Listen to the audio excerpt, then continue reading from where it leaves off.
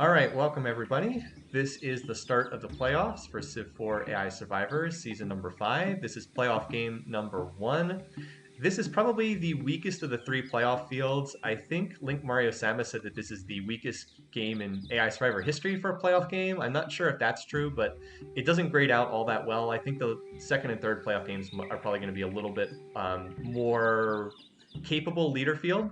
But let's quickly review the leaders that we do have in this game. So our 3 winners from the opening round are Pakal, who won the game 1 in the opening round. He is the favorite in this game. I have picked him to win. About 60% of the contest entries have picked him to win. A lot of us really like this starting position with the happiness resources, the strategic resources, a lot of food. So a lot of people are backing Pakal in this one. Down here in the southeast corner, we have Saladin, who won a very, very long game in the opening round. It was like a turn 400 something spaceship victory. And he's actually kind of a dark horse pick to win this game. I think he actually has the second most votes to win. Largely because people like his isolated, kind of down here in the corner, and has a potentially weak neighbor to exploit. Also, this floodplains region, I know a lot of people were liking. So Saladin, another one of the leaders from the opening round. And then Alex over here, Alexander just went completely nuts in his opening round game. He killed everyone, basically. 4 kills, most we've ever had in a single game in Survivor history. Will he be able to repeat that in this game? Probably not, but we will find out. He does not seem to have an early copper resource. And in fact, he's one of the most popular picks at first to die in this game. So a lot of people are rooting against him.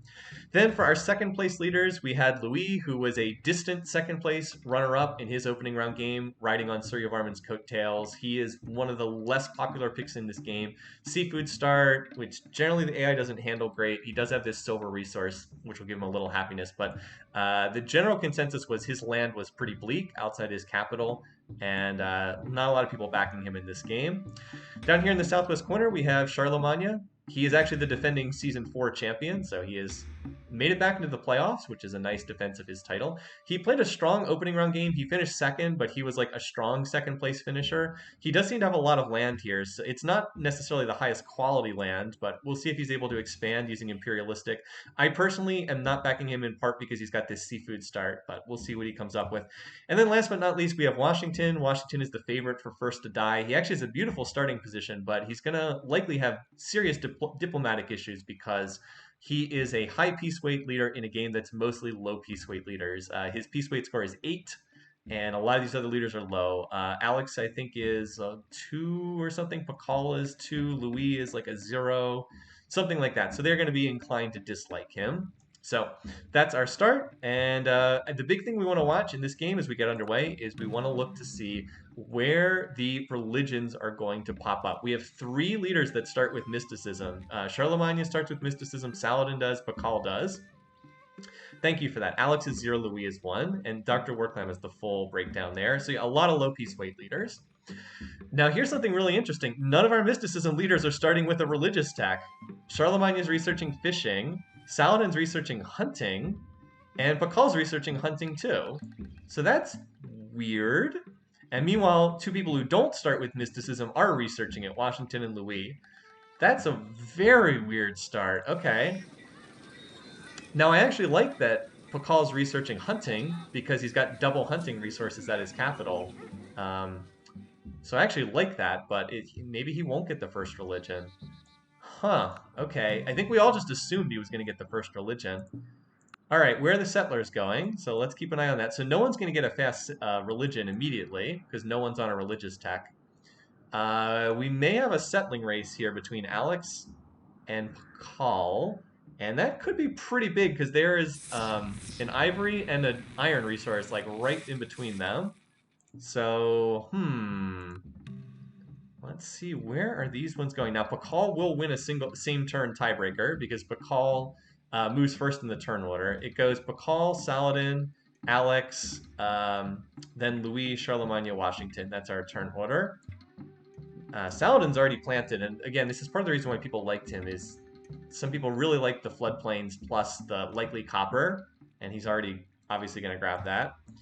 But this settling race is the most interesting because these guys seem to be headed right towards each other. I actually thought Pakal's first city would go to, like right here by the pigs and the ivory, but no, he's not going in that direction.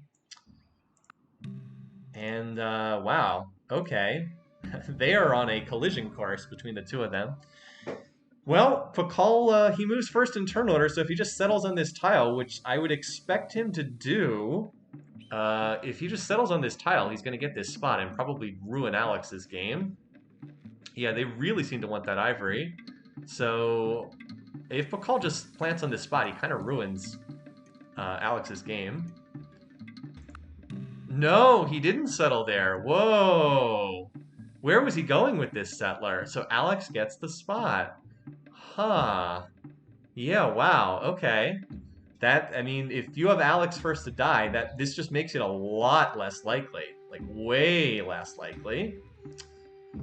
So Alex looks like he's going to have at least a source of iron and a pretty decent city. But Bakal, if he ends up getting a religion in his second city and he puts anywhere close to this, if he plants anywhere close to this, he could overwhelm this city with culture. Interesting. So is Pakal going to back out and like go to this spot now? Because that's where he probably should put his city.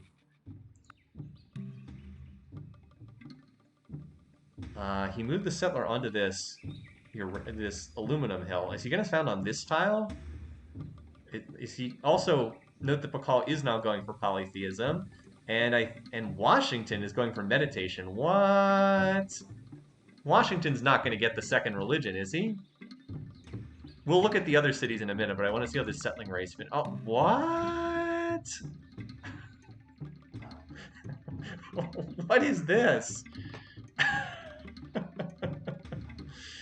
Anyway, thanks, Olson. Catch you later. What is this? If Washington gets the second religion, he is very screwed. If he gets meditation and the whole North is polytheistic, he is screwed.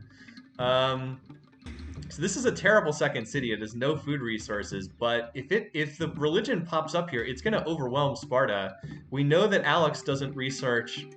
We know Alex doesn't research mysticism, so this religion could very easily just flip this city and steal all its tiles. Wow.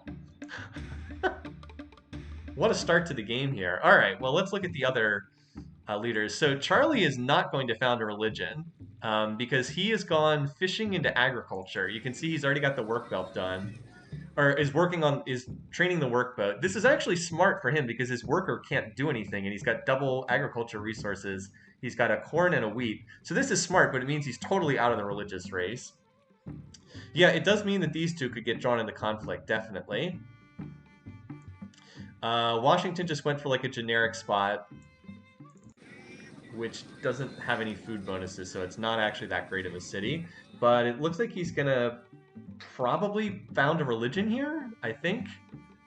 Probably, because he's head-on favorite in the meditation race. Also, Louis is torpedoing his game by Louis opening mysticism into meditation and probably not getting a religion is going to torpedo him pretty badly. But Saladin's also not going to get a religion. It doesn't look like it. It looks like he's not going to get a religion at all. Huh. Weird. Who would have thought that no religion for Charlie or... Well, Saladin might get another religion down the road. He may pursue one later, but he's actually opened with hunting and archery, which is a bizarre way to start the game. Really needs agriculture for this start. Like, really needs. He's building roads, which is, like, whatever. Over here, Louis is able to connect the rice, but that's literally the only thing he'll be able to do, because he starts... And build roads. I guess he can build roads. Meanwhile, like, Pakal, because he starts with... because he researched hunting, he can at least hook up his hunting resources, and that's not too shabby. Also, building a monument in your city that's likely going to be a holy city. Could be a 4-religion game. It really could be, because Charlie and Saladin both really emphasize religion. All right, well, it looks like the next thing we're going to see is the religions getting founded. So I think we can just advance turns for the time being. Washington actually is going to build this settler pretty quickly. I mean, Washington should get out to a fast start. I just think everyone's going to hate him. My read is I think he's going to be like Hammurabi in the last game. Like, good start, but everyone detests him, so he just gets torn apart. Or at least that's what I'm thinking.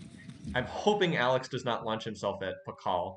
But, like, this is a good start for Washington. He's going to get the Holy City. He's gonna because he starts with agriculture, he can farm all these tiles, so the meditation research hasn't really hurt him. He also has a lot of commerce for this early in the game because every tile is riverside. That's partly why he's been able to research so quickly. Oh, and he's got the trade route too. That's the other reason why his commerce is so high. Because his cities are on a river and every tile is within his culture, he actually gets the trade route early on. Where like over here, um, Pakal does not get the trade route and Alex doesn't get the trade route. So that actually does make a big difference early. And similarly, no trade route here because the trade connect. Oh, because Achin, yeah, Achin's not on the river. Anyway, so we should see a religion pop up here. Poor Louis is so screwed because he's gone after meditation and he's not going to get it. Saladin is also screwed, but not as badly. All right, so Christianity pops up here. This may be a terrible poison pill for Washington. He's going to need to spread this religion to other people because it sure looks like Paul's going to get the other religion, and then it'll spread to Alex most likely because like this city's 3 tiles away. Although it does need a trade connection, and that might take a little while. But you would expect it to spread here, and if the whole North is whatever Pakal's religion is, they're all going to detest Washington, who's going to have a different religion and also have the peace weight issue. All right, so Pakal's gone Jewish for his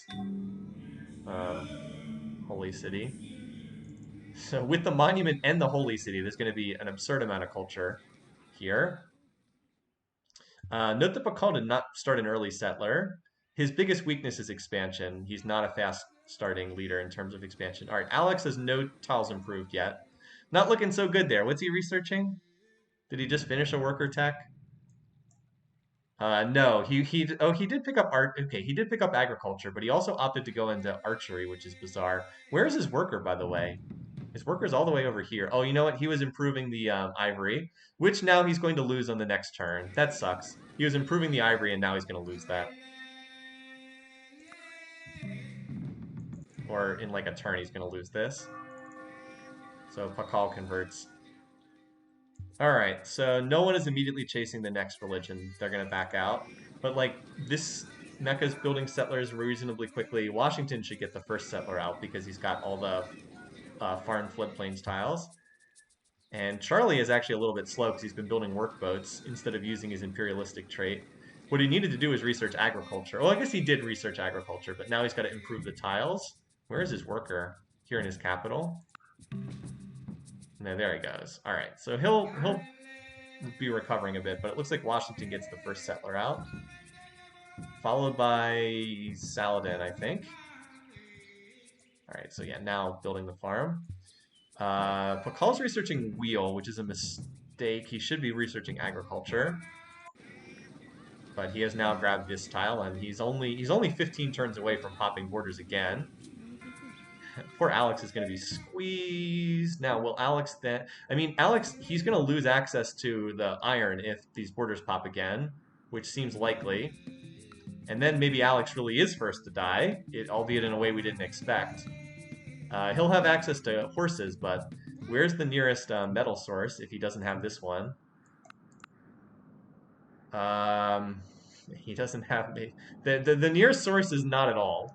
He'd have to hope someone will trade it to him. So he could have horses but no metals, and that does look kind of bad for him. His second city might actually flip, it's true. Anyway, we can advance through these turns a little bit faster. And just watch for the settlers. Let's see where Washington sends this one. I would expect east towards Saladin, but we'll see. Yep, with one archer for protection. Probably going to grab this spot, I would think. That's no real surprise there. So Saladin should be finishing his own settler now. Yep, just finished it. And then Louis will get one out. Wonder where Louis is going to send his. Louis needs to... oh boy. He's researching mining, which is not bad, but... like, this city is really suffering. I guess he was able to improve the rice.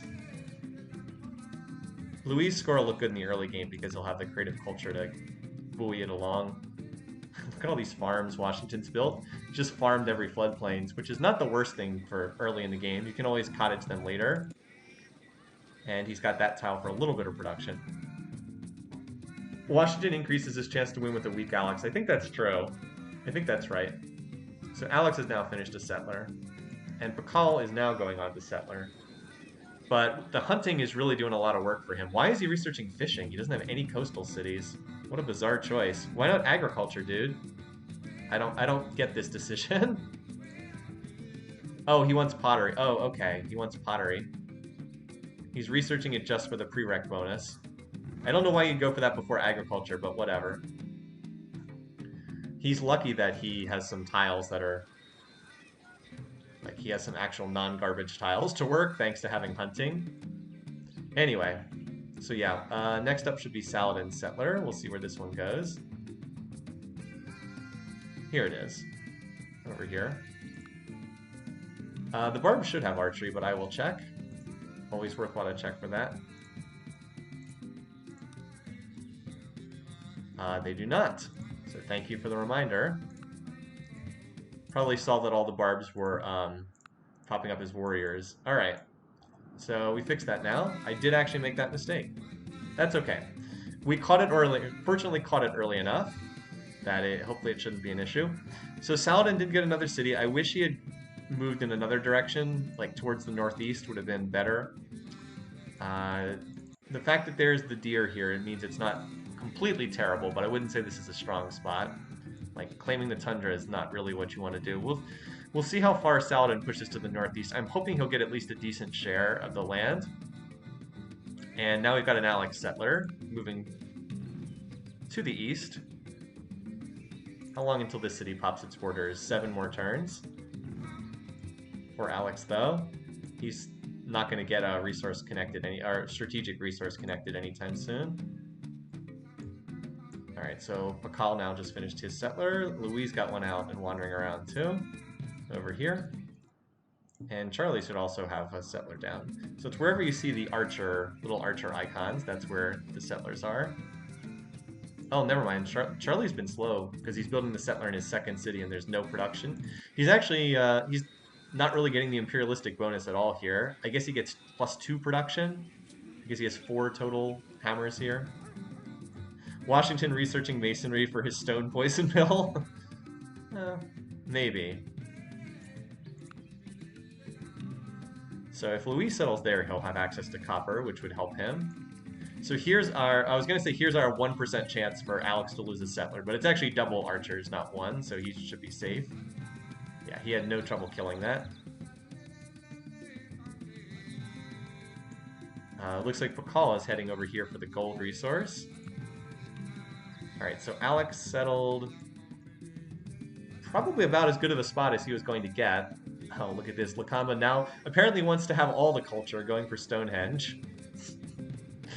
It's just silly. Like I said, probably about as good as he's going to do, but again, Alex does not like to research mysticism, and what's the problem here? Every resource is in the second ring. Unfortunate for him.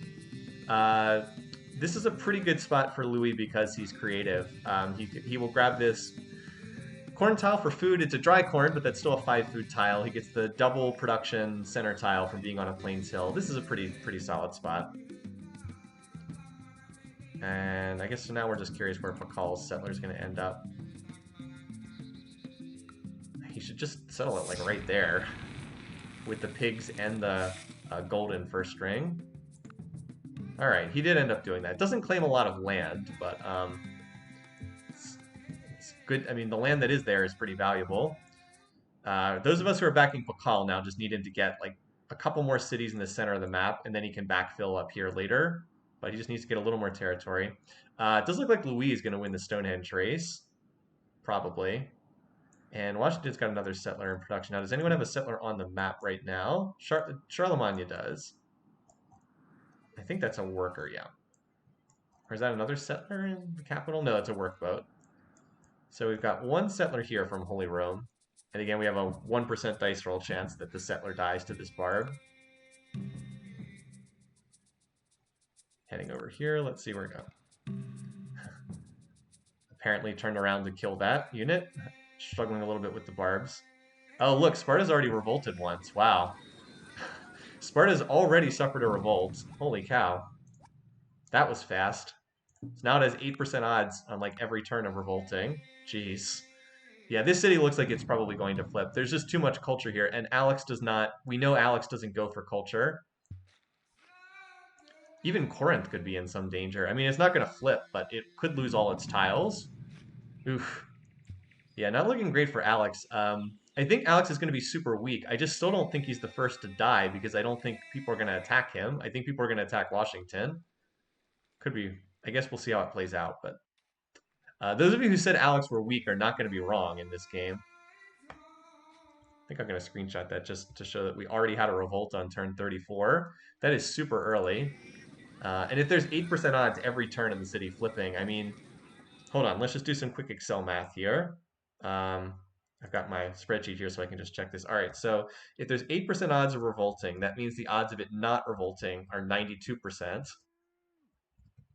So after 10 turns, now that's if this condition holds. After 10 turns, the odds of it flipping are 57%. And after 20 turns, the odds of it flipping are 80%. So the odds are very heavy that if the situation doesn't change, this city will flip within 20 turns. This is true. Frozen Roy's not wrong. They might not need to attack Alex. If Alex attacks and suicides, that's very much in play. You're not wrong about that. All right. So I'm trying to see what people are researching and if anyone else has settlers out. Did Charlemagne still hasn't settled yet. He wasted a few turns like playing footsie with that barbarian archer. But this is a pretty good spot. It's a dry rice, but it's riverside. It'll actually be really good post calendar because all of these spices will be 3 food tiles, and they'll be like 3 food, 0 production because if you chop down the forest, but 3 food, 0 production, 5 commerce, something like that, or 4 commerce, I think. So they'll be pretty darn nice later on down the road. Oh, the lake tile. Thank you guys. Yeah, there's a lake tile there, so it is a wet rice. Yeah, it's a good city. Looks pretty solid. All right, anyone else out there on the map with a settler right now? Nope, and it looks like Washington's going to be the next one. Or wait, does Alex have no, it's a worker. Looks like Alex will be the next one. No, excuse me, Washington will be the next one with the settler, and then we'll have one out of Louis as well. All right, so now we can just advance a couple turns. I revealed the map, so we'll get a pop-up if Sparta actually does revolt.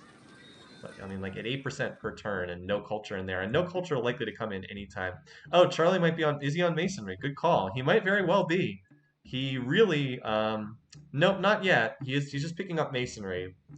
Probably has a resource he wants to connect if he's prioritizing it that much. Nope, maybe not. He is protective and gets cheap walls, though, so that might be it. Now Pakal is backtracking for agriculture.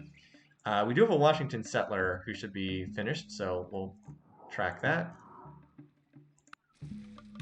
It's going west. I thought it would go towards Saladin, but nope, going towards Charlemagne. A couple other people with settlers in production. We also have a settler just finished here, although Paris did stop building Stonehenge. Like, Paris briefly stopped building Stonehenge to train that settler, so Lakamba, maybe, if it would actually work its time. Oh, there it is. It just, oh my God, you guys, it just flipped. There it is. Are we going to get the announcement? We apparently, oh, we didn't get the pop-up announcement, but it just happened. There it is. Sparta just flipped. That's why I was trying to keep the camera over here. Turn 40. Wow. We've never seen that in an AI Survivor game. A city flipping on turn 40 of the game. That's insane. Maybe Pakal knew what he was doing after all. He was like, all right, I'm just going to settle up in your face and then and then flip your city because I'm going to make it a holy city. Wow. Poor Alex. He is so screwed now. It's a pop 4 city as well. That's only 3 tiles away. It's also on a hill, so if Alex does throw units at this, it's not going to be easy to capture as long as you like Pakal stuff some archers in there. I don't know, man. Well, let's see how the leaders are feeling right now. Does Alex like hate Pakal? They do have similar peace weight. No, he's only cautious. He actually hates Washington, so that's no guarantee. But like, he is the worst enemy of Alex. So The funny thing is, there's actually no border tension between Alex and Pakal right now because their cities don't overlap any borders anywhere. I guess there's one tile. There's one tile of overlap, and that's it. So right now, there's actually no border tension. Packers caught that in the chat as well. There's actually no border tension. That's pretty funny. Anyway, it does look like Louis is going to finish Stonehenge because Pakal's been building it in his second city here. But Pakal will get a fair amount of fail gold for that, which is not the worst thing for him. All right, well, this has been a weird start to the game. We do still have this Washington settler over here. It's like, what's the meme of the guy? It's like big brain play. Can't have border tension if the cities don't border one another. Yeah, Alex, the only way he gets medals is if someone trades it to him, although there's a non-zero chance someone will. And there's a Louis settler all the way down here. So Louis is land grabbing at a pretty good rate. Like, Louis' immediate area was pretty bad, but he's been claiming territory at a decent pace. And he's about to finish Stonehenge too, which is good for him. I was going to say Pakal's land grab has not been great, but if you flip your nearest neighbor's city, then maybe you don't have to land grab at a great rate. Pakal also has a settler that he just finished too, didn't he? Yeah, just finished. Or no, that's a worker. Wait a minute. Didn't he have a settler that was like 90% done? Did he change his mind or something? Oh no, here it is. It's right. It's on this tile. This is not so great for Charlemagne, the fact that he had a Barb City pop up right there. This is a spot that he almost certainly would just settle himself, and now he's going to have to fight the Barbs to get it, so that's a bad sign for him. I actually think the early game's gone pretty well for Louis, of all people. Like, I'm thinking he may have a better chance at one of the top spots now. Like, I just really like his land grab. But Louis is kind of infamous for, like, flaming out in games. Diagonals count for border tension, do they? Oh, okay. I thought that they had to... I thought it was actual tiles that overlapped, but I could be wrong. Boy, Washington really dislikes Pakal. I mean, at least there's not enough yet to pop up on the Diplo screen. It's still a 0 for the time being, at least. Let's see how much fail gold Pakal gets. So Pakal right now has 16 in his treasury and 113. So he'll be able to run research at a deficit for a little while. Although he's actually not doing that right now, but maybe he'll just use it to upgrade units. I don't know. We'll see. So Pakal is pushing towards the center of the map with his settler. Should get a good spot. If he's smart, he'll plant like right there. That would be the ideal spot. Or maybe he wants the gems. That wouldn't be bad either. Washington ended up grabbing this spot, which is a good city. Double food bonuses. It's got copper in the second ring. Working on a monument to get some culture going. I mean, Washington, again, I'm not surprised he's the score leader. I expected he would be one of the top leaders. I just think he's going to be stuck in the Hammurabi role from last game, and everyone's going to dogpile him. But it has been a good and effective opening for him. This Saladin city is kind of garbage, but I guess it can borrow the pigs. If it doesn't borrow the pigs, it's useless. He needs to swap off the pigs from the capital, which already has enough food. I mean, the capital's got the deer and the corn. It doesn't need that. He really should swap the pigs over to this city. Unfortunately, it's the AI, so he probably will not do that. I do think that Pakal's early game has gone exceedingly well for him, and he's off to a fantastic start. Now he just needs to get bronze working and hook up his metal. He's researching animal husbandry, and that'll be useful, but just needs to avoid getting run over here in the early game, and Pakal's going to win. Like, it really is as simple as that. He will win this game if he doesn't get run over early, and I don't think he's going to be run over early. Yeah, it looks like his settler does want this spot, which would potentially grab all the resources in this area. Nope. Moving away from the food and towards the gems. Also note that Pakal's already connected his gold resource, so if you thought things were kind of bad for the AIs, and he's going for sailing, which will connect trade routes for him. So yeah, things are probably not looking great for the rest of the field. This is a financial leader that is likely to run away with things economically because most of the other leaders have pretty bad economic traits. Also, Louis is having some trouble with the barbs up here. There goes his silver resource. Barb City by Saladin and Louis. Yeah, over here in the eastern corner. Not on a hill. Only 3 archers, so someone has apparently attacked and killed a defender here because they spawn with 4. someone attacked this city and actually killed an archer. It looks like it was Pakal because he's a combat 2 warrior. The odds of a warrior killing an archer are pretty low, but it can happen. And wow, Pakal, super greedy plant. Oh man, he went even further south. Super greedy here, but if he can hold this city, he can backfill with something like here. Oh no, that's only 2 tiles away. Um, yeah, that was a little bit silly, but if he can hold this city and pop the borders, he's got double corns and gems.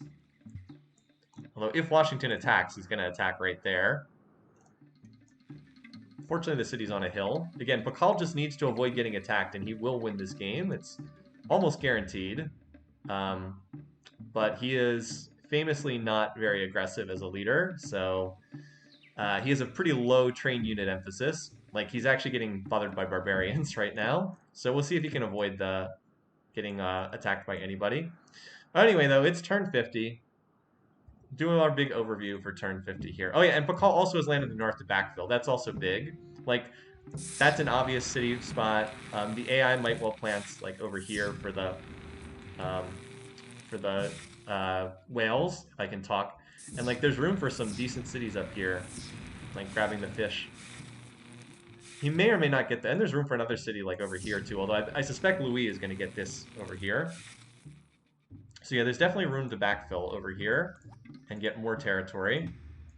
And then be in position to capitalize. I mean, he's got a super weak neighbor in Alex. Alex is going to be very weak. Alex still has only 2 cities.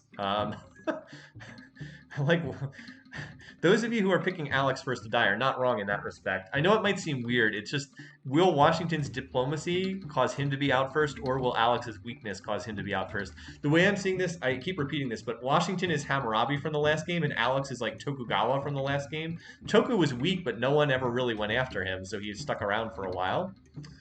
All right, bar graphs. GNP, it's Louis and Washington from culture and Pakal from culture plus actual research. Production, you can't really see a whole lot except Alex is trailing. Food, Alex is yikes. Not looking good there. Power, mostly pretty even. Alex is low, Pakal is low, Washington is tops. Has Washington hooked up a metal yet? No, he has not. He does have iron. He would have to go to ironworking for that, and he will have copper once he pops the borders here. Although I don't know if Washington has actually researched bronze working yet. He has not. So Washington's not going to be attacking anyone anytime soon. He's actually having some barb problems here. Like, he just had this copper pillaged. This worker, let's see if it's smart enough to run away. Yep, looks like it ran to that tile there. So it didn't die, but also didn't manage to finish cooking that up. I guess at the moment we should be watching who has settlers out on the prow, or who might be expanding. So Alex has one here. He's going to get a pity city on the coast up here, right there. That's a very weak city, unfortunately for him. Pakal is researching bronze working, which is an important tech for him. Let's see. Yes, and Charlemagne planted down here. I think people spotted it on the mini map. He's trying to go after this barb city, but that is going to be a pain in the butt for him for some time. Charlemagne does have horses, but he hasn't connected them, and he has an iron location here that's outside his borders. He might have some trouble connecting metals. No, never mind. He's got a iron here. He just has to get the iron working, and he'll be fine. Saladin planted this city, which is a little weird, but it does have floodplains for food, and he really probably should have positioned this 1 tile east, so then he'd be able to grab the gold resource. Instead, he's like got the gold just out of range. But Saladin's looking all right. Once he finishes bronze working, he'll be able to connect his copper, and then he'll be able to start doing stuff militarily. Most likely to get the 3rd religion. Well, let's see who has the text. You need to have masonry and polytheism to make a real shot at it. So Saladin has masonry. He would need to go polytheism, monotheism to pick it up. That's possible. Alex, no, he will not found a religion. Louis could. He has meditation instead of polytheism, but he's only 2 techs away. And so I'd say it's between... It could be Washington, but I don't think he's too likely. I would say the most likely ones in this order would be Saladin, and then Charlemagne, and then Louis. Those three in some order. It's probably one of those three, I would expect.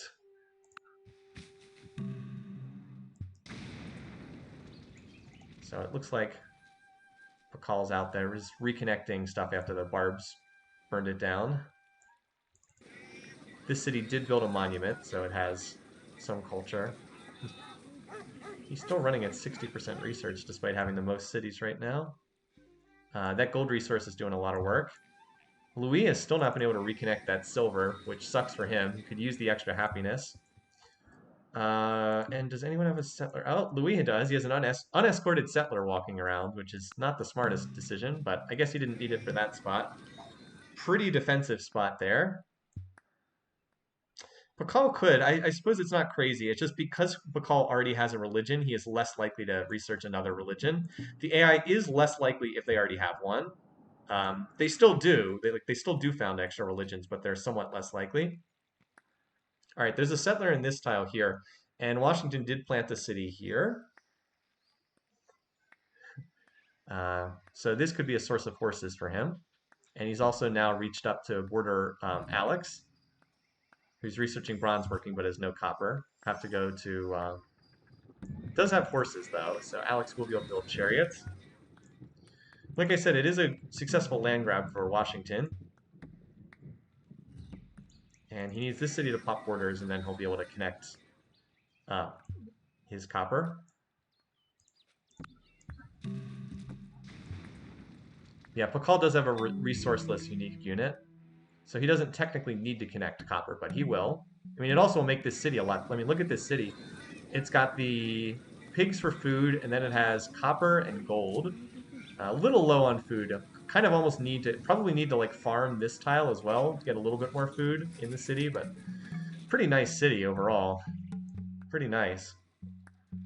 He should be building more settlers at this point because Pakal's economy can certainly afford them. Instead, Washington builds a Great Wall. Well, that may actually help him because he has been struggling a little bit with barbarians. And Louis got another city over here too. You know, Louis has been expanding pretty well. Like I said, I kind of liked his position. I think if I could choose anyone for second place right now, with Pakal as first, I think I might choose Louis. Oh, now that's interesting. Saladin picking up Pakal's religion at a very early date. Wonder how that spread down here. Well, if you have Pakal and Saladin in a tag team like I do, that's kind of a nice sign. Also, it also increases the tension between Washington and Saladin because now they have different religions. See, -2, we're upset you've fallen under the sway of a heathen religion. So it's likely that this guy will be the worst enemy of Saladin too, as time goes on and if that religion spreads, at least. Interesting that he's pleased with Charlie. I guess they have similar peace weights. It is it's the sailing, that's why, because the religion just spread. If we turn off the resource, so it must have spread along the rivers somehow? I don't quite see how there's a river connection, but he has sailing, so I guess it can pass through the ocean and move around that way, or something like that. In fact, the early sailing might cause Judaism to spread pretty quickly. Now this seems likely to drive conflict between Alexander and Charlemagne. That city right there, poor Alex is now penned in on 3 cities. I don't really see how he gets a 4th from here. Sparta connects to Washington's river. Does that then... that must be it. Yeah, that must be it. Saladin most likely going mono. Yeah, I think he is. So he'll probably just found his own religion. He's on polytheisms. We'll see if he has not queued up monotheism yet, but it's quite likely that it'll follow down the road. Pakal seems to just be spamming Hulkins right now. So if Alex was planning to attack him, that's with chariots, that's not going to work.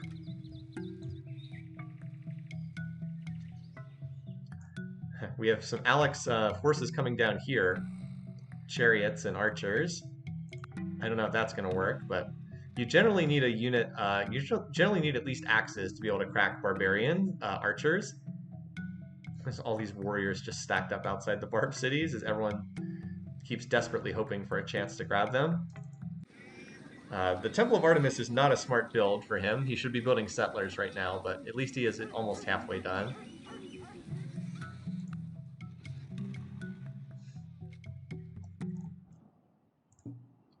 Pakal's just decided he didn't want to expand any further right now. Like I said, expansion is kind of his weakness. He doesn't expand very well. Is this a Washington? All right, Washington does have another settler out there, and Saladin has another settler as well. He has not queued up the monotheism as we thought he might. This settler is still en route down here. Alex did manage to get one more city. I mean, he's doing what he can to get more territory. He's just very squeezed. He still has units over here trying to attack too, although it looks like his chariot just promoted the defenders and didn't actually kill anything. I don't see that falling in the immediate future. Remember, I don't think anyone has writing yet. Like, I don't think anyone can sign open borders just yet. So now that we have Pakal starting to pop up with his own military forces, it doesn't seem like he'll get run over by anyone. He's building a settler in this city, which is not the one that should be building the settler. Oh well, sooner or later. Oh, he did found a city. Okay, I didn't even see this settler. Did fill in one of his backline cities. So that's 1, 2, 3, 4, 5, 6 cities for Pakal. A nice core thus far, and with a very weak neighbor on one side and a diplomatic pariah on the other side. Seems like a pretty safe position. 1, 2, 3, 4, 5, 6. Saladin, I believe, also has 6. 1, 2, 3, 4, 5, 6. 1, 2, 3, 4, 5, 6. 1, 2, 3, 4, 5. All right. No, Pakal is going for monotheism. He may end up burying the other religion. So Pakal is the one who's headed for it. Wants to get into organized religions. This is going to bring him gems once he gets workers down here. Man, poor Alex. He's so squeezed. But if you're looking at who people dislike, at the moment, Pakal's worst enemy of Washington, and Washington's the worst enemy of Pakal and Alexander. Mostly a lot of cautious faces on the screen. Saladin won't plot war at pleased, so he wouldn't attack these two. Down to -2 with Washington. When the AI is cautious with everybody, it's just like dumb luck who they end up attacking. Yep, I'm a little surprised that ended up working. That was all warriors, but it looks like the warriors just threw themselves at the city and were able to get the kill. Pakal almost got that, and Alex almost got it too, because they both had warriors right there. But in any case, it worked, and so Louise picked up another city. Louise looking pretty decently strong right now. New Washington city here. Actually, 2 cities here. This one's relatively recent. How many cities does it leave him with? 1, 2, 3, 4, 5, 6, 7. So he, planted this one down here.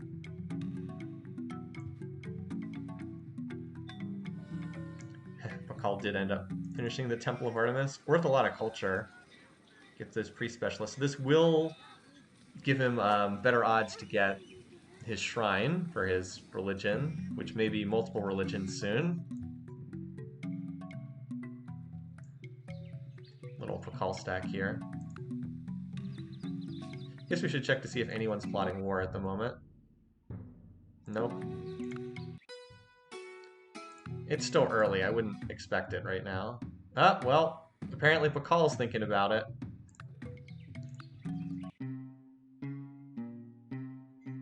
So Pakal is apparently plotting war. I wonder if it's against... He is not. It's probably against his worst enemy, which is Washington. It's actually too early for him to plot a war. He should be focused on expanding right now, not warring with people. That said, this city is not very well defended, so... now, does Washington have metals connected? He does, so he would not be a sitting duck. But like attacking in the pre-construction era is usually a mistake. Also, why is he running 90% gold? Is he upgrading units right now or something? Kind of weird. Maybe he's upgrading units.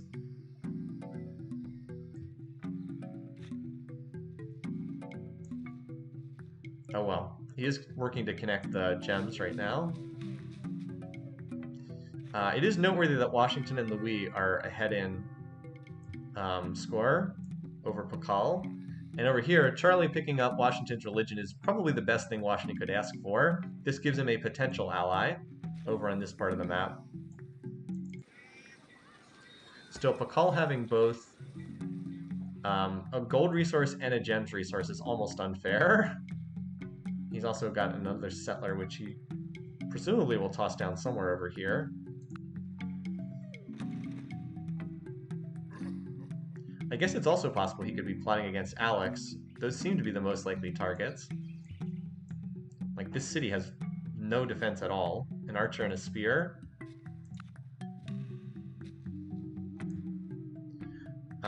Meanwhile, over here, Louis needs to get... Louis really needs to get iron working. He has a lot of jungle in his territory. Looks like Saladin's mostly out of room to expand. He did plant this city relatively recently. I guess he has room in the tundra, and there's a barb city down there. This map does not have the massive tundra areas that some of the other maps have. Is Pakal stack in Sparta? No, he has very little in there, just an axe and a Hulkin. His stack is in Lakamba right now.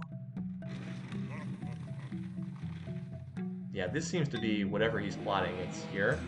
So Pakal has buried this religion. I would be surprised if that had much of an effect on the game, since it's way in the back lines there. It's even in a place where it's not super likely to spread to other leaders. Just look at the power bar graphs real quick.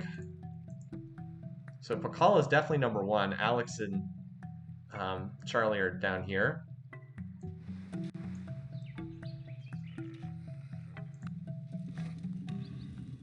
Still, it's a real question of where is Pakal going.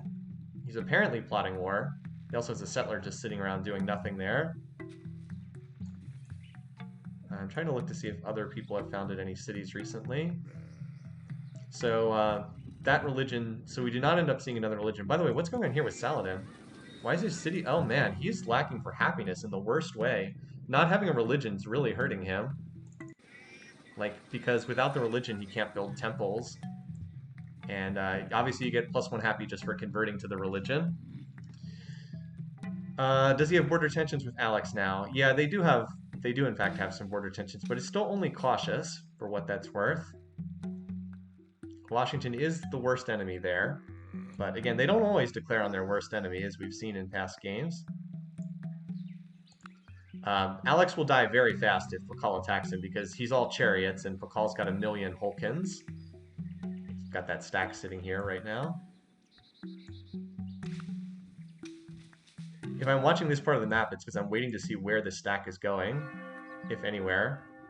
Alright, well, for all that we said that religion might not matter, Louis has now picked up the minority religion of Pakal, which means no one else is practicing that, which of course means that now Louis is worst enemy of Washington as well.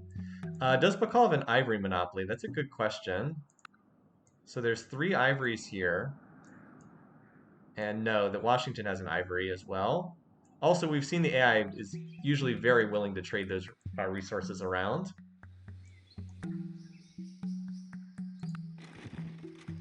Well, this stack seems to be headed towards Alex. I don't think it would be a smart decision to attack here. Just because Alex has a lot of units for his small size. If Pakal attacks Alex, Alex is going to be first to die, though. He's also building the Oracle here. Well, let's see.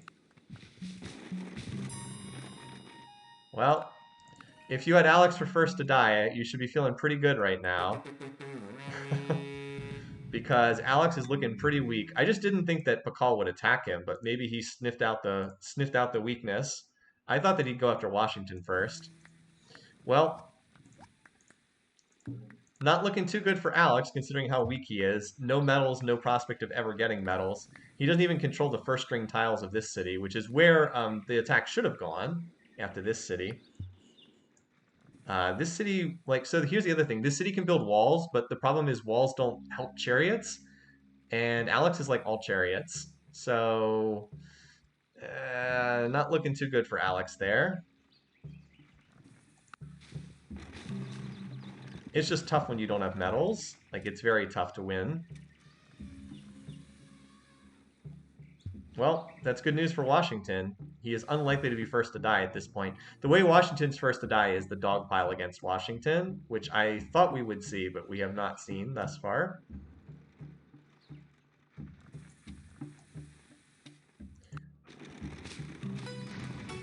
Sure, we'll sign open borders. Also, there's really no reason to be building chariots at all here. Yeah, still, walls are a little tricky to take down. But Pakal will get construction sooner or later.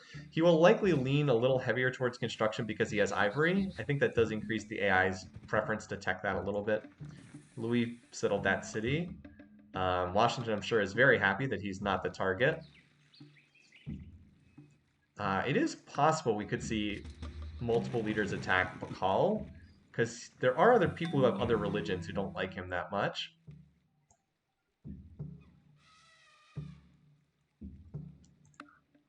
But it's hard to see Alex winning this war on his own, especially because the defenders of this city are like 80% chariots, and they don't get any defensive bonuses.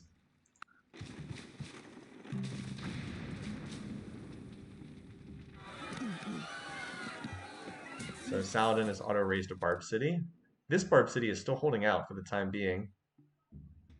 Bunch of archers from Charlemagne trying to go after it. I mean, again, Washington still is the leader in score. It's just hard to see him not getting attacked by other leaders as the game goes on. I mean, look at how he feels about everyone else. Annoyed, cautious, annoyed, annoyed. Pleased. Here's how other people feel him. Well, Pakal doesn't like him. Saladin doesn't like him. Alex doesn't like him. Louis doesn't like him. The only one who does is Charlemagne. Louis dogpiling. I mean, Louis can plot war at pleased. He's cautious with Pakal. Cautious with Saladin. Pleased with Alex. Still dislikes, I mean, again, his worst enemy is still Washington. Charlie's getting iron soon for the Barb City. Yeah, it did finally pop up in his borders. And apparently he killed one archer with this chariot, or the chariot may have retreated.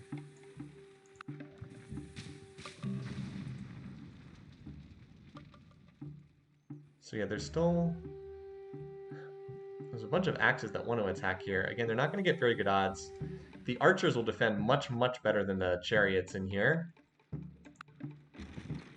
Okay, that's kind of odd to move to this tile. Okay, though. Well, he just oracled something. Let's see what he picked up. Metal casting? Yeah, metal casting. Not a huge surprise with double...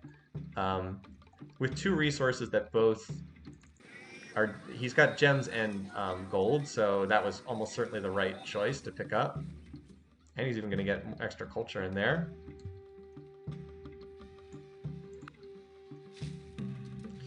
So as you can see, that attack didn't really succeed. Didn't really do much of anything. In order to win this, Pakal probably needs swords. And now he's building forges. Yeah, just got a great merchant, which is interesting. I wonder if he's going to use that for a light bulb or a golden age. Super specialist. There goes the merchant. Also, we apparently had an American city down here. If you remember to the last game we had with Washington, he spent a lot of time founding cities in the deep southern tundra. I guess he's still doing that here. Louis got, Louis looking a lot stronger than Saladin right now. Didn't think that Louis was going to have this strong of a start, but he expanded well. Him getting this Barb City meant more territory that probably should have gone to Saladin. Like, compare their capitals. I guess it's roughly equidistant, but I think you would have expected Saladin to get there first. Saladin's been really crippled by lack of happiness resources. This is really killing him. Whereas Louis, I guess Louis only has the one. I thought he was actually doing a little better in that regard. So that attack against Corinth didn't succeed. Still, Pakal is pretty likely to... He will probably get ironworking pretty soon, and swords are what he needs. Swords are strong enough to take out these defenders. Instead, he's going for writing. So is everyone just going to leave Washington alone in this game? because if he does get left alone, he could be pretty strong.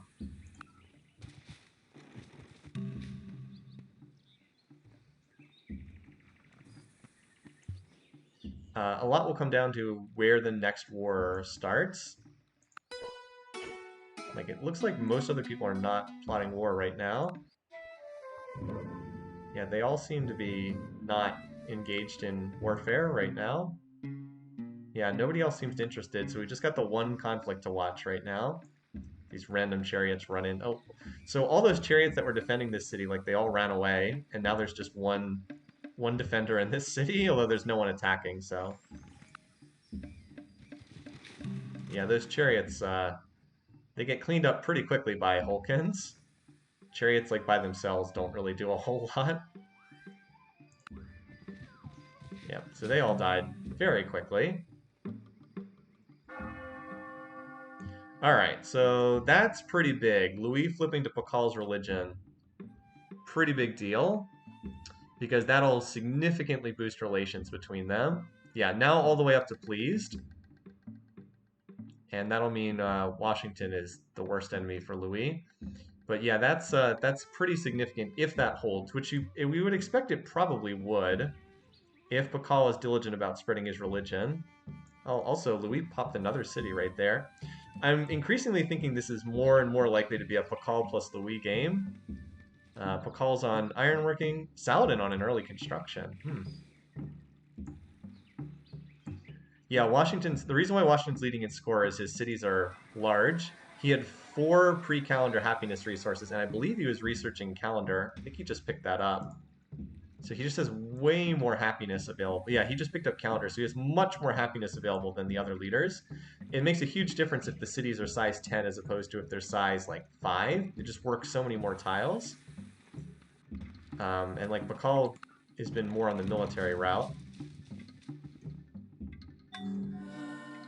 Oh, Hanging Gardens will boost his score further. Yeah, I mean, Washington's going to be strong. It's just, like I said, I really think diplomatically he's in trouble because he is practicing a religion that hardly anyone else is following.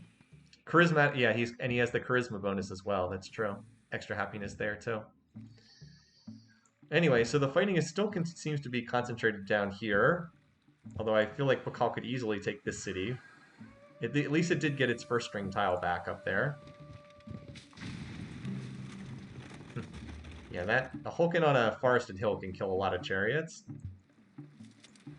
Have these random chariots that keep running into Pakal's territory and then dying.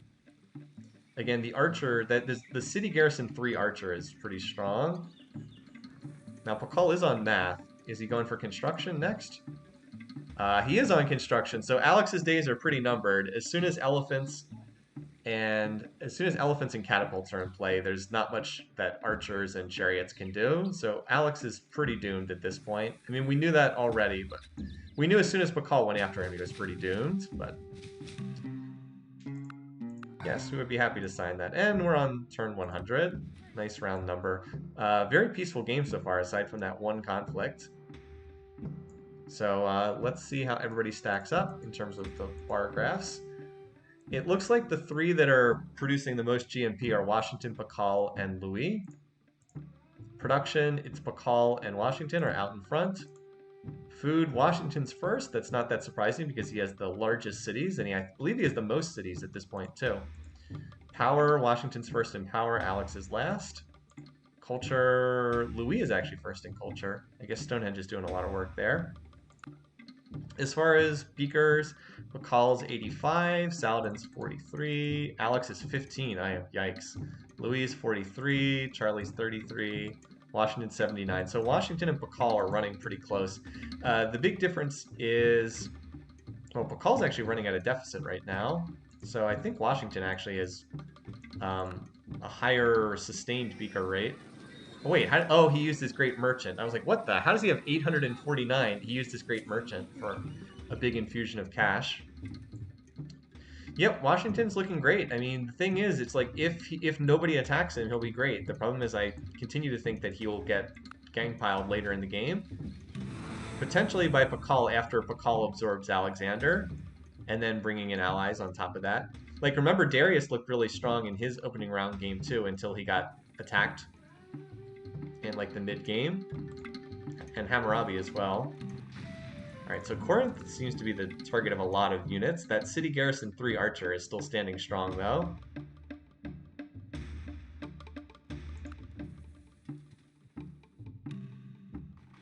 Yep. So that City Garrison 3 Archer is still alive.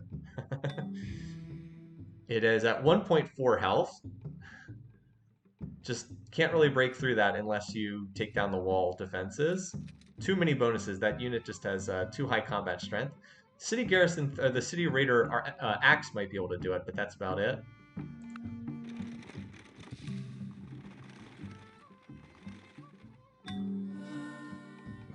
And like now it's healing. So Charlie finally took his Barb City that had been bothering him for like the whole early game. The fact that Saladin is researching construction is interesting, and Charlie looks like he wants to get his own religion here and unlock his unique building.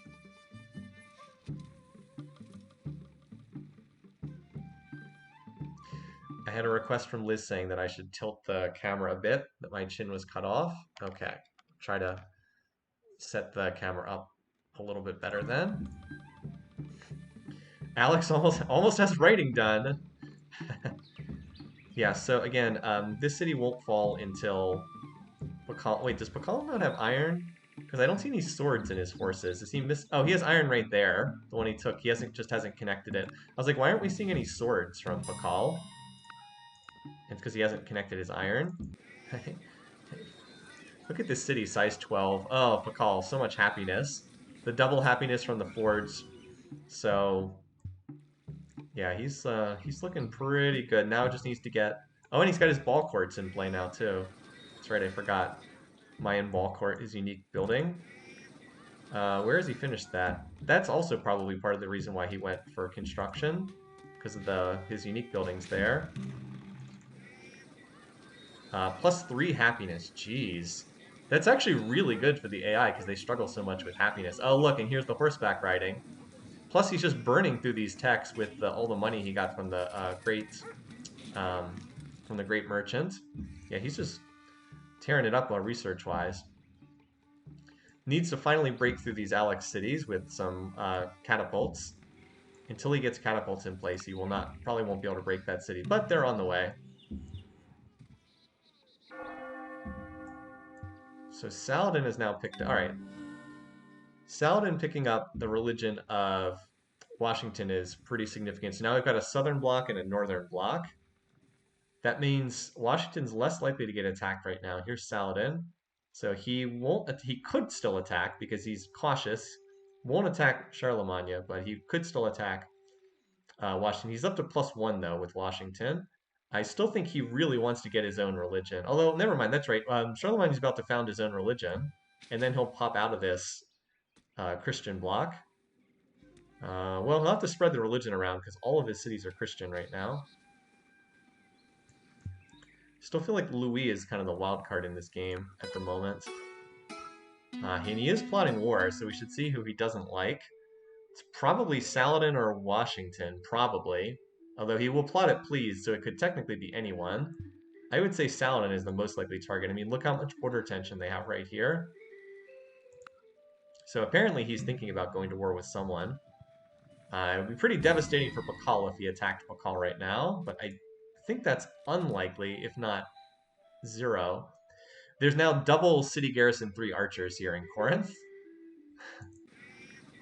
This city has stuck at size 1 because it has 4 whips stacked up there.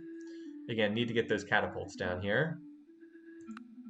And Pakal did just finish horseback riding, so expect to see elephants in stables now too.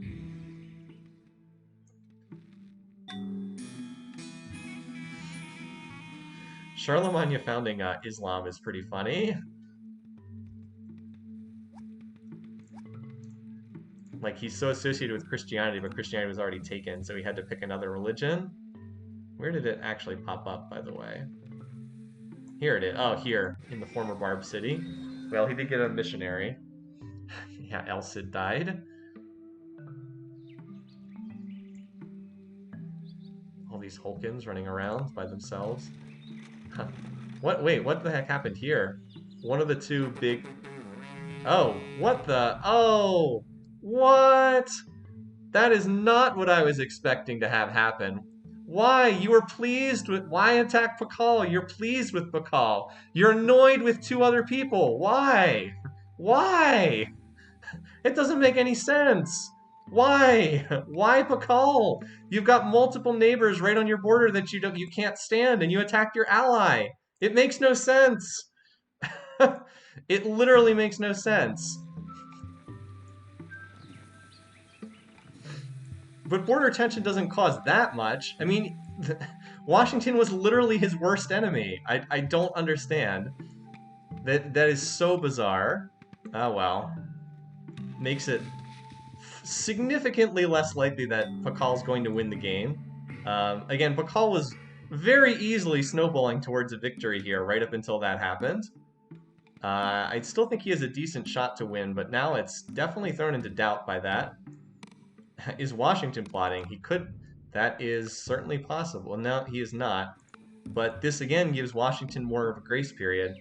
I'm just surprised. I don't understand how someone can be worst enemy of like half the game and just get completely ignored. It's very weird. We've seen that happen in a bunch of games this year. Just very weird when that happens. Does we have catapults now? That's the question. Because if not, he's unlikely to do anything. He does not have construction. So that means he will probably just throw his forces at these cities. That said, Chichen Itza is not defended terribly well. I just don't really understand this at all. Alright, so... yeah, that city's not defended too well. Because we know the AI is not great at hitting from multiple sides. Yeah, so Pakal was just about to roll over Greece. Like, really, like, has the catapults, has the elephants, was about to just roll right over. Just those City Garrison 3 archers still in there. And in fact, still might roll over Greece. But this second war is definitely not something he wanted to deal with. The fact that Louis doesn't have calendar, though, will make his attacks a lot... or, not calendar, doesn't have construction, does make the attacks a lot less effective. Because, like, I don't see this breaking... I was going to say I don't see this breaking through, but there's really only 3 real defenders. Like, the catapults won't do anything. So, maybe if he gets a couple lucky dice rolls. Then again, the only unit that can really attack is the City Raider 2 Axe. The other units are pretty weak. Probably not, but let's see. Alright, I guess they didn't attack, which is a mistake because it allows another turn for the defenders to accumulate. And there are catapults now over here, so expect Corinth not to last too much longer.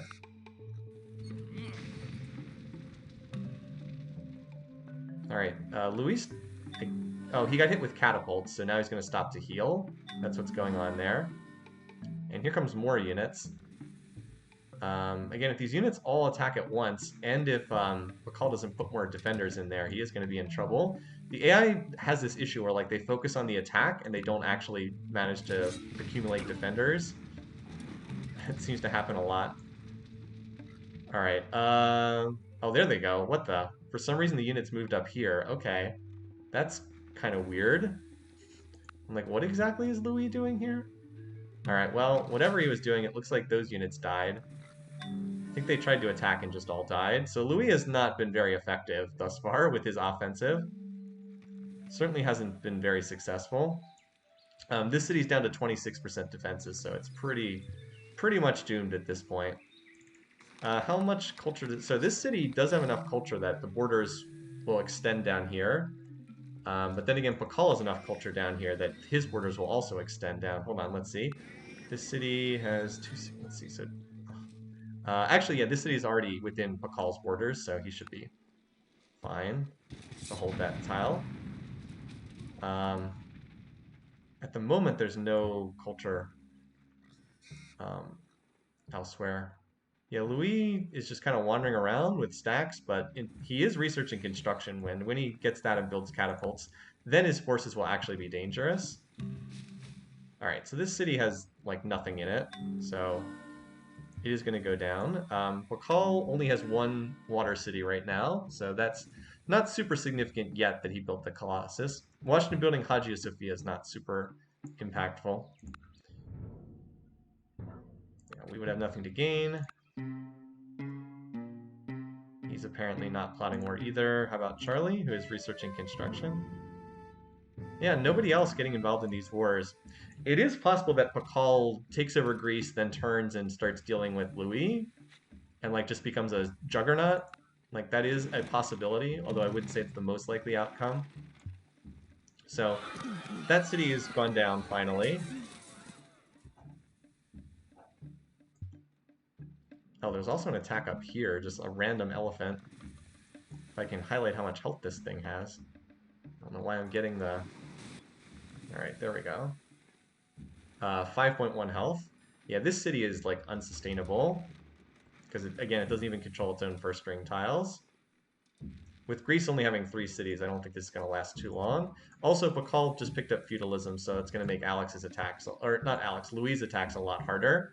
Yeah, this city, now that it has some longbows in it, I'm not sure I see that falling anytime soon. How about down here? Like, if Alex attacks, or not Alex, why do I keep calling him Alex? If Louis attacks, his force is just going to get shredded. I think he knows that too. The dumb thing for Pakal is he didn't chop this earlier in the game. Like, he needed to chop that tile so that the defender, or the attackers can't sit there getting the forest defensive bonus.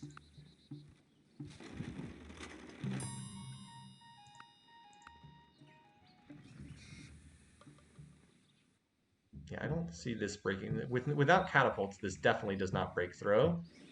I wonder how long Louis is going to fight this. I keep wondering if, like, Saladin would attack him and then cause that attack to stall out. This force is now just about healed, so we'll probably see it go on the offensive against Alex soon.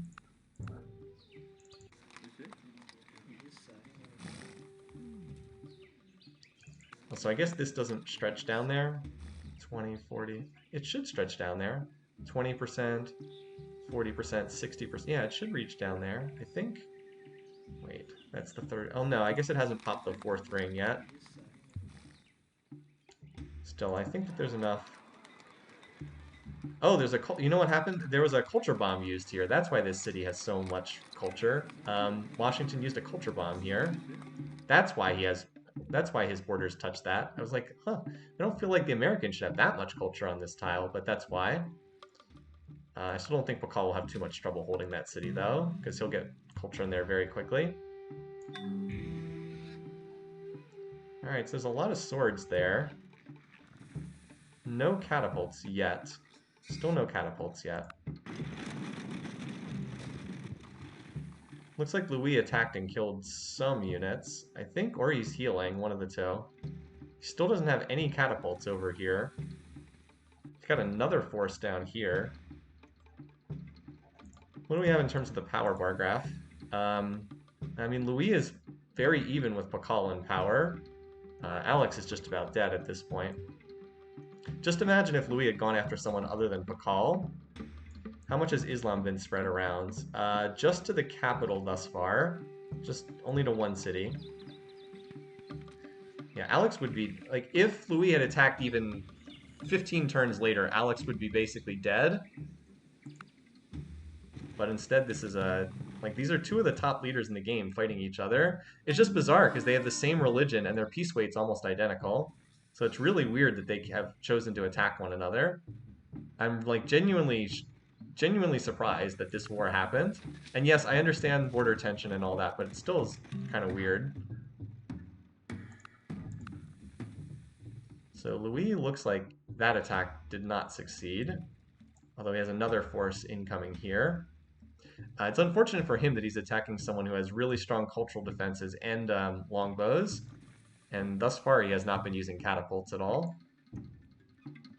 Yeah, they not only have the same religion and similar peace weight, they also have the same favored civic. This just feels like a very unlikely war. I know that weird stuff happens sometimes, yeah. And they also have the same favorite civic, hereditary rule. So I don't think it was wrong to say these 2 are probably not going to fight, because even with an active war right now, they're still cautious with one another.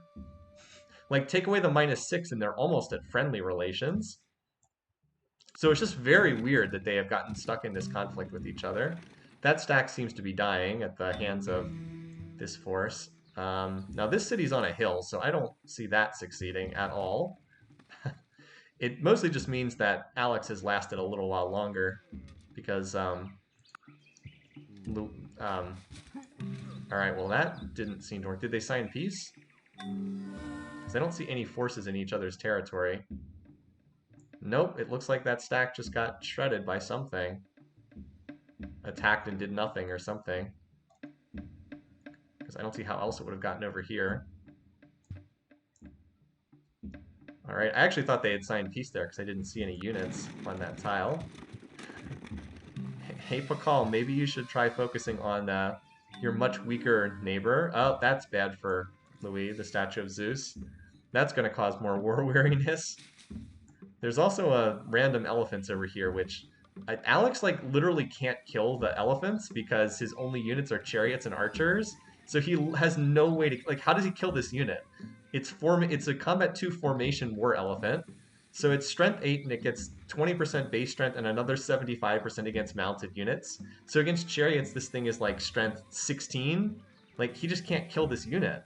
And it's not like archers can kill that unit.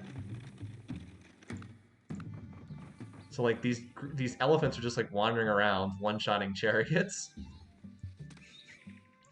Now this is actually, the catapults make this an actual threat to this city. That said, it is a city on a hill with longbows, so will not be an easy nut to crack by any means. I just keep expecting like these two sides to sign peace because this war is so pointless. Alex converted to Islam. That's probably not significant at this stage of the game. But like, yeah, Washington could get involved in one of these wars, and he's apparently plotting with someone. So if you just wanted to see literally everyone in the game dogpile Pakal, I guess that's a real possibility. Now this guy doesn't like a lot of leaders. He doesn't like Pakal, but he also doesn't like Alex, and he also doesn't like Louis.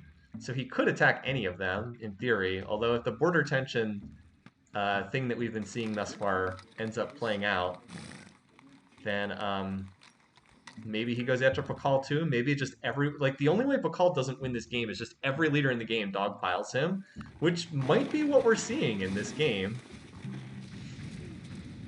Yep. I mean, the game was not supposed to go this way, you guys. This game was just not supposed to happen like this. I don't know what to say. This is a wildly unlikely outcome for this game. Like, what? Like, I just don't understand. I just don't understand this. Louis attacking Pakal is the single dumbest thing I've seen in, like, a gazillion years. Like, if you picked Washington to win this game, you did not make a brilliant pick. You just had something bizarrely unlikely happen in your favor. I truly don't understand. Like, Louis' actions are so bizarre in this game.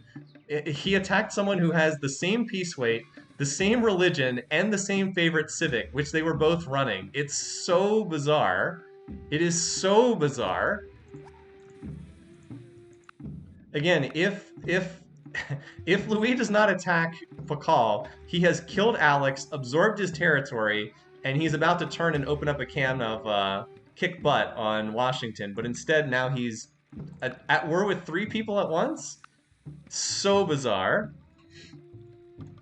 I mean, Washington's land is good, but he's a peace weight 8 in a game where everyone has low peace weight. Like, the fact that no one has picked a fight with him is so weird. I don't know. Anyway, I don't get it. I'm just totally stunned by this game. It makes no sense at all.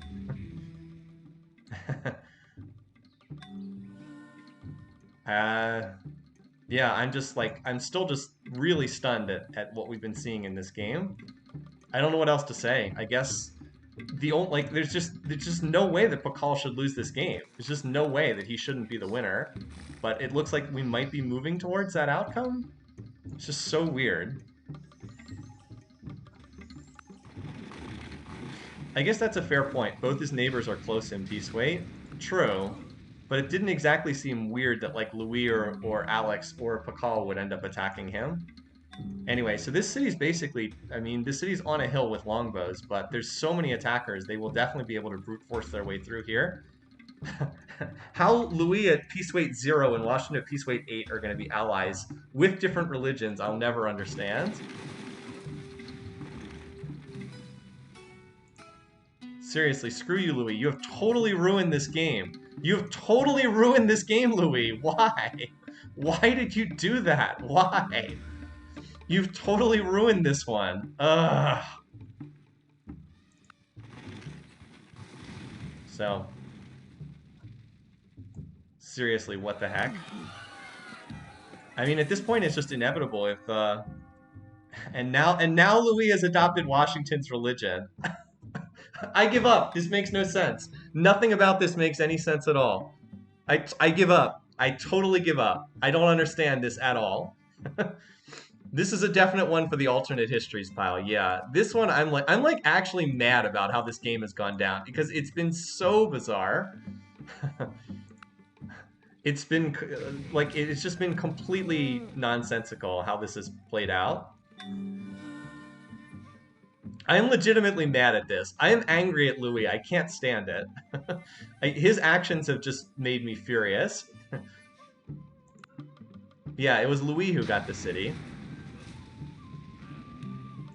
Like, if there was one thing that everyone in the picking contest seemed to agree on, it was like, yeah, Louis' start is bad. I can't see him doing well in this game.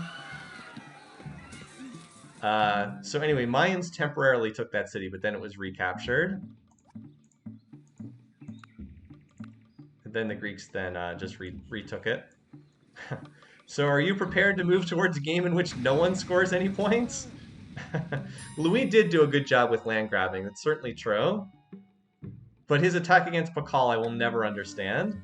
Yes, they did have some border tension. It's true. There was border tension there.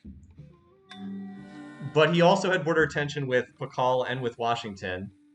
And he was annoyed with both of them and pleased with Pakal, so I just don't get it.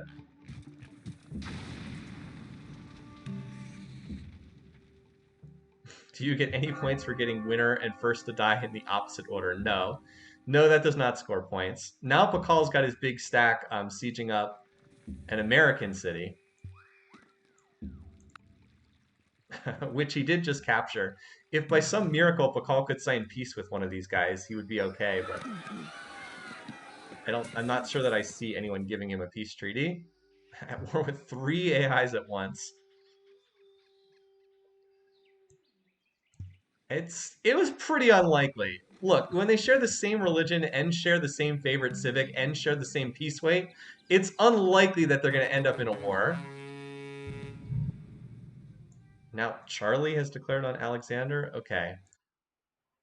I mean, it's pretty unlikely. It's, again, the AI can plot at please and what have you, but please don't tell me that it was likely that two leaders that shared a religion and similar peace weight and the favorite civic would be likely to attack. It's possible.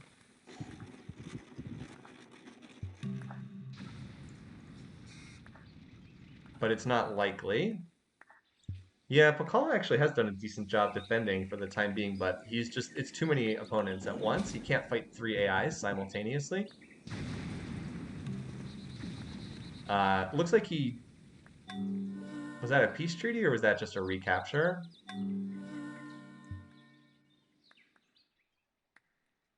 It looks like that was just a recapture that I guess we missed. I was expecting to see the pop-up, but it didn't end up appearing.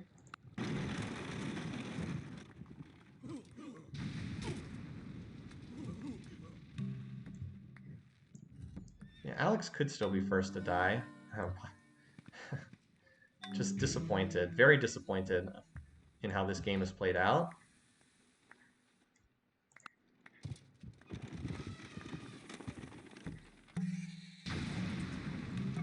Yeah, I mean, the AI doesn't think strategically. It just goes after targets. So, like,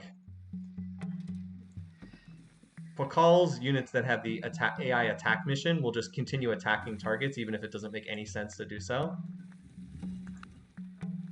Charlie's gonna win somehow. Well, my Saladin pick looks terrible, too. Saladin has done absolutely nothing this game. Like, literally has done nothing. I guess he's hang on there and hope to ride somebody's coattails is his hope in this game. Well, Pakal's going to give away a whole lot of really nice wonders to Louis in this game because he's built a gazillion wonders. Again, it's just so many things had to happen in such a weird order for Pakal not to win this game.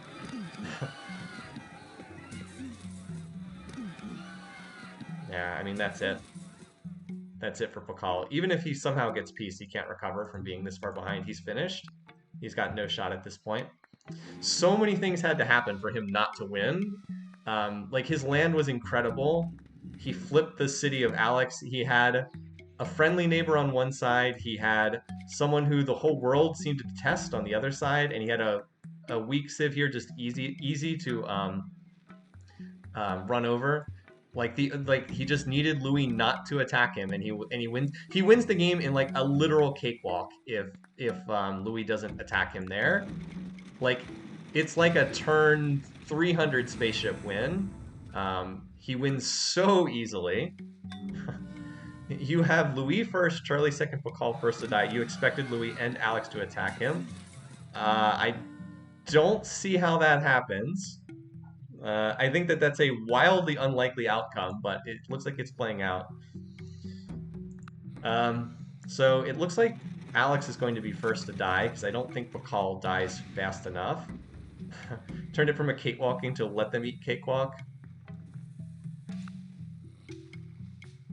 So we're gonna have some leaders that I do not think are very good leaders at all in the championship game, just because this one played out in such weird fashion. I'd say Washington's the favorite to win at this point, which is really weird for someone who had the piece weight of 8 in the game where everyone's low piece weight. Look at that. War with Alex, worst enemy of Alex. War with Louis, worst enemy of Louis. War with Washington, worst enemy of Washington. Boy, did it all fall apart for this guy. So there's no catapults in this stack, so he's just going to bulldoze over this city immediately. Oh no, it must be. I guess there is a catapult in there. Yeah, no one's going to sign peace with Pakal, so he's just dead. Yeah, first and second go on to the final. No, I mean, no. Peace weight is not manifest destiny in this game, because the game did not play out according to peace weight. Alex and Pakal have a similar peace weight, and they got in a war. And Louis and Pakal have a similar peace weight, and they got into a war. This game has not played out according to peace weight. It's been the opposite of peace weight, is how this game's played out. Anyway, so Alex is indeed going to be first to die. The game has just unfolded very differently from how I expected it to go. All right, enough with the request spam, seriously. Yeah, Pakal took that city up there. Yeah, no, I think that Louis will get into a war with Washington, which is why I said Washington's the favorite to win the game at this point. I think the two of them are likely to come into conflict. All right, well, Alex is first to die. Those of you who picked it, congrats. I guess you got it right in ways that didn't make sense to me. I guess what I'm frustrated is, not only is this such a bizarre outcome, it's like, I don't think you should be patting yourself on the back if you were like, yeah, this is exactly what I thought would happen. This is a really unlikely outcome. This is like the 5% outcome. So of course it could happen. Anything can happen because the AI is stupid in this game, but it wasn't likely to happen. Like nothing about this was likely. This was a very unusual outcome. I maintain that if we play this game 100 times, Pakal probably wins 50 to 60 times. Your picks were bad and you should feel bad. I get maybe. Anyway, let's record down what happened. We just sometimes get these games that are just bizarre, and this is apparently one of those bizarre games. Alex dying first is not bizarre. That was eminently possible because like people thought that he would get stuck with no medals, and that is what happened. So Alex, nothing like his opening round game. Playoff 1, turn 158. And great, Charlemagne gets another point. So a lot of people had Alex for first to die, and we'll score points off that.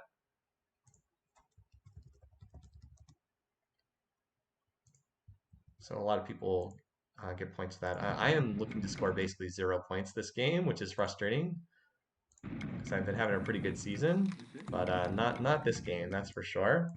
Not this game. Yeah, if we do a lot of games, you will get some weird outcomes. Just the everyone dogpiles Pakal outcome, I feel like, is a very low probability. Very low probability. Like I really think the only way Pakal loses is if either we have a stronger Alex. Well, let me put it this way: the way that Pakal loses, I saw was Alex is strong. A game with a weak Alex feels like a game where it's almost impossible for Pakal to lose, but that's ended up happening. It's really hard to see a game where Alex is weak and Pakal is also falls apart. Yeah. When you're hoping for a victory condition and finish a date, it's like trying to just get the pity points at the end. Oh, well, anyway. Yeah, I think Washington's probably going to win this game. I really do. It's between him and Louis at this point. But because all the low piece weight civs are dying, Louis has lost all of his natural allies. Whereas Washington, with having Charlemagne in particular still around, he's got a strong ally on his side. So the question is more who's going to get like which wonders and such. So like this city does not have a shrine in it. So what wonders has Louis picked up? Well, the Oracle, he's picked up the Oracle. That's useless. He got Sistine and Statue of Zeus. Those are both nice wonders. Also, the 5 merged great instructors. So I would say that that's been the biggest pickup so far, has been Pakal's capital. That's certainly a nice prize. Meanwhile, the Americans have been getting... So I guess they've been splitting this relatively 50-50. Okay, yeah, go ahead, dogpile in. That just ticks up the war counter. Now it's just everybody beat up on the weak Civ.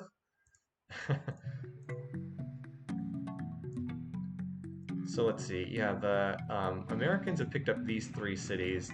Should get this former city as well. And the French have gotten these 2. So we'll see. It looks like the French are going to get a little bit more out of the war, just based on geography. Pakal's isolated in terms of religion now. He wasn't isolated earlier. Converting to Buddhism is not going to do anything.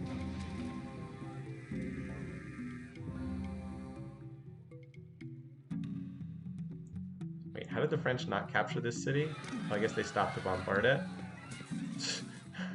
Holy Rome snuck in and vultured that city away. So there's just these 3 cities left here.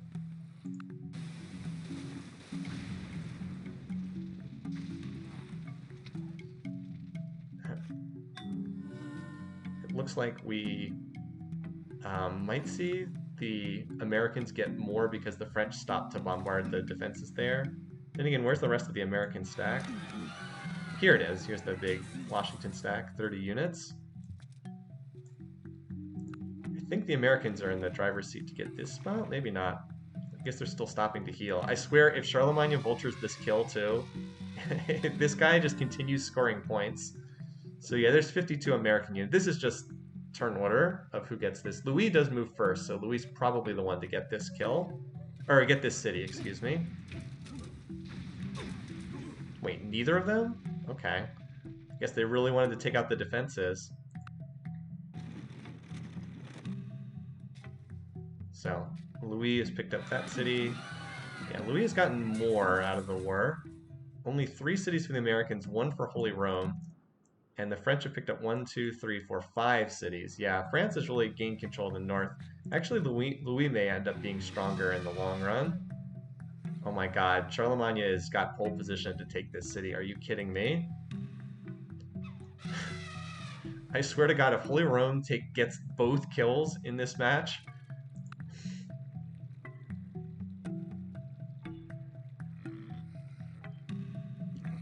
So who moves first out of these three? I believe it's Louis who moves first out of these three.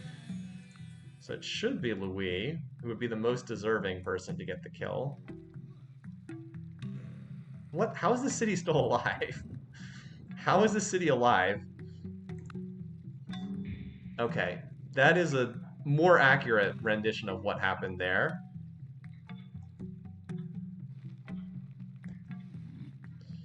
Alright, let's mark that down. Ugh. It's a sad ending to this, at least for me. Alright. Heavy favorite Pakal can't get it done because everyone in the world apparently decides to gang up against him.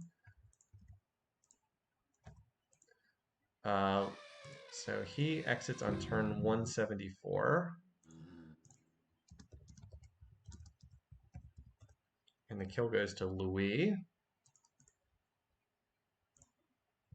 Pulling off that backstab. I mean, it worked for Louis. He's gained a ton of territory. It ended up working out for him just fine. But it certainly wasn't good for the rest of us. For those of us who had Pakal. Just torpedoed the entire game for those of us who had Pakal winning. Alright, and there were a lot of requests to change up the music, so here you've got classical era music. Alright, now we need to try to sort out the world in the post-Pakal era. You know, Louis' territory is nice and contiguous here. Got a nice block of cities. I feel like the American territory is a lot more stringy. A lot harder to defend. Let's advance a turn or two to get them out of war-making mode and then sit back and assess what we've got here. I mean, Saladin is just kind of in the corner.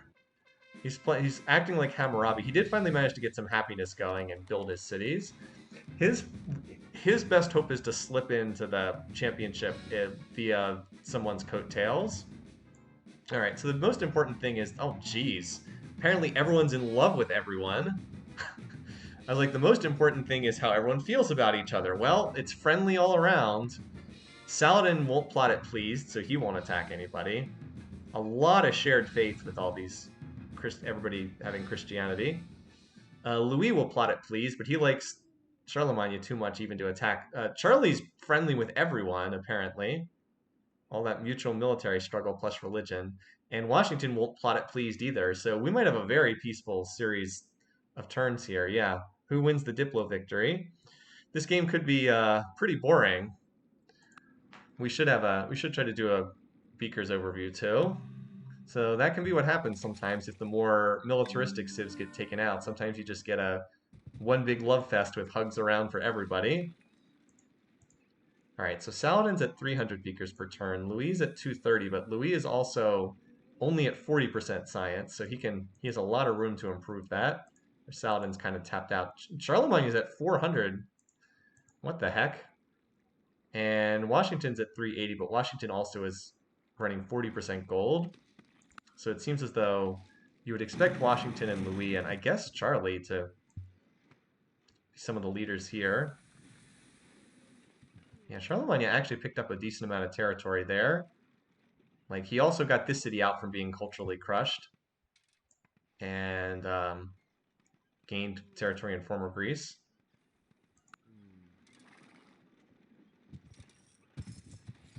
So we should probably try to check in. They all seem to be reasonably close to one another on the tech tree at the moment. All right, so Saladin, it looks like they're all like late medieval, early Renaissance. So here's Saladin, he's researching guilds.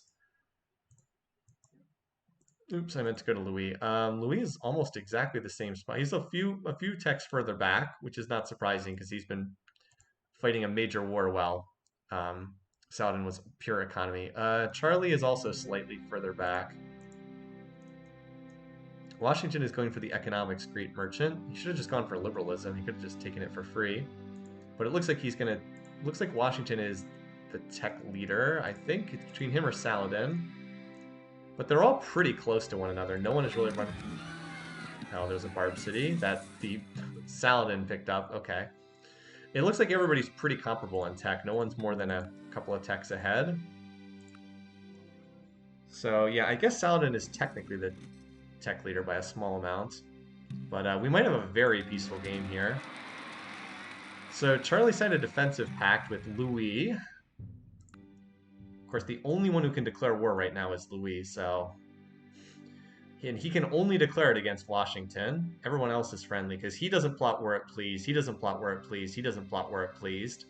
So Louis is the only one who can plot war, and it would have to be against Washington, which is probably not in the cards right now. Kind of need someone to drop this shared Christianity. You know, we actually need to screenshot this, because this is like the story of the game right now. Everybody's in love. Hugs all around. I think Washington will pull ahead. It's hard to say. The one thing I'll say is I don't think Saladin has enough land to compete with the others. It's pretty close between Washington and Louis as far as who has more population. Let's see, we can check here. Yeah, they're almost exactly the same. Louis is 30%, Washington is 29%, and in land area, Louis is very slightly larger. So they're both pretty comparable with one another. Charlie did get the Taj Mahal, though. Yeah, there is a defensive pact between Charlemagne and Louis, but it's probably pointless because the only one who can actually plot war is Louis. And if he declares war, the defensive pact is canceled. So it's kind of pointless because no one can declare war. We actually haven't had one of these games in a long time where the low peace weight leaders kind of get taken out and it's all the high peace weight leaders. And then you're just stuck with like this peaceful game where not a lot happens. It's kind of unfortunate from like a spectator perspective. What we really need is for someone to drop the shared religion, because there's just too big of a benefit. Like that +5 for care for our brothers and sisters of the faith. Remove that and you might have some actual tension here. But for now, Saladin did grab liberalism. I wonder what he picked up with it. I'm kind of shocked that he was the liberalism person. All right, enough, Jesus, enough of these calls. I've been getting a lot of telemarketer calls. I keep blocking the numbers, but then it's just different numbers that call. He went and picked astronomy, which is the right tech to pick if you're looking to push a tech lead, because you can build the observatories. So, well, he still needs to get universities done first, but...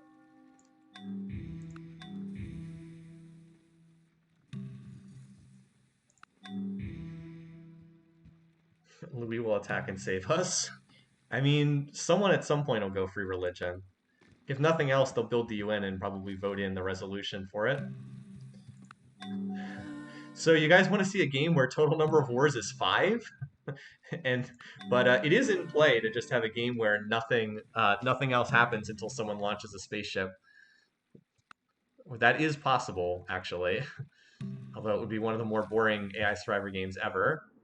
After an exciting early game, we had one game in an earlier season where it was like everyone was high peace weight. It was a game Gandhi ended up winning, and we didn't have anyone eliminated until like turn 300. The game almost ended without a single elimination. Is Louis plotting? I doubt it, but we can check. Oh, he is. Wow. How did you guys catch that? How did you catch that nuts? But was it just him building units? Apparently he is. I don't know. Oh, you know what? Was it the free religion? That was fast. All right, well, maybe our game won't just be a snooze fest after all. So he drops to pleased with Charlemagne, because Charlemagne went free religion, but I suspect he's planning to attack Washington. I suspect that that's who he's going after, because that's who he was unhappy with before. All right, well, maybe that'll make things more interesting. Let's look at the bar graphs, by the way. It's been a little while since we looked at them. So Washington's GMP is the highest. I wonder if he's starting to run away in tech. Production's very close between these two. Food, Louis is top. You got to clear 1, 2, 3, 4 there. Power. Washington's tops in power, so I don't know if this would go well if Louis did attack. He's tops in score, but Saladin's actually managed to get up to 100% research. Well, he's at a deficit. 500 beakers for him. Like, Louis has almost matched him at 60% research. Saladin's maxed out at 500, and Louis still has quite a ways to go. Charlie, 469. He's similar to Saladin. And Washington, all right, Washington is the clear tech leader. He's actually running gold right now, and he's at 335. So he's definitely leading in tech. Oh, he's building research in a lot of his cities. That's part of it. All right, well, we just looked at the bar graphs. So the fact that it's turn 200 is... Probably should have just waited for turn 200. But yeah, apparently Louis plotting war with somebody. So I think I'm just going to advance these turns until he actually declares. Washington getting his shrine is very nice for him. Entirely seemly for a young man killed in battle to lie mangled by the bronze spear. In his death, all things appear fair. 34 cities he spread his religion to. And he also has Spiral Minaret. And Sistine, which he captured off of Bakal.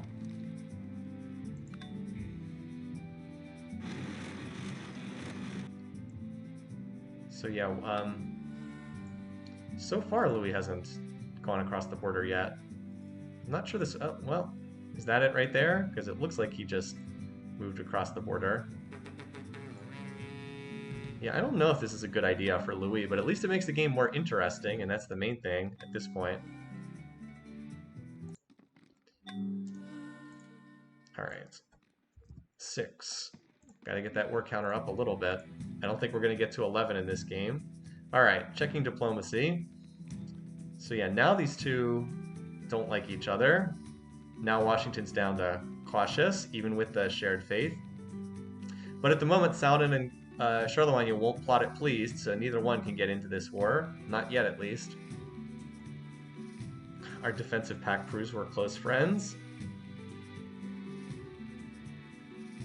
Congrats on getting your first potential point. Well, at least I'm not going to get 0. That's true, because I'm within 5 of the war counter. So at the very least, this knocks... let's see what military units they have on either side. Alright, so for Louis, he does not have gunpowder, he does not have nationalism, or military tradition, or rifling. That seems like a mistake. As for Washington, he is definitely ahead in tech. He does have gunpowder and military traditions, so those are the cuirassiers that we've seen. And he's pushing for military science for grenadiers. This is probably not going to go well. This is probably not going to go too well for Louis. Let me just say I won't feel too bad if Louis ends up suffering in this game. So, Lacam got captured. Which makes sense because Louis was building up before the start of the war. Oh, now he's shifted over to replaceable parts. Is he now on a rifling beeline? Oh, he is on a rifling beeline. Okay. Oh, okay, so he is going to have rifles. Was I looking at the wrong person before? I think I was looking at the wrong person. I think I was looking at one of the other leaders. Well, anyway, so yeah, Louis is going to have rifles, so... He won't have... cavalry, not right away. So maybe this will be a close war between these two. And looks like Washington got the worst of that first trade.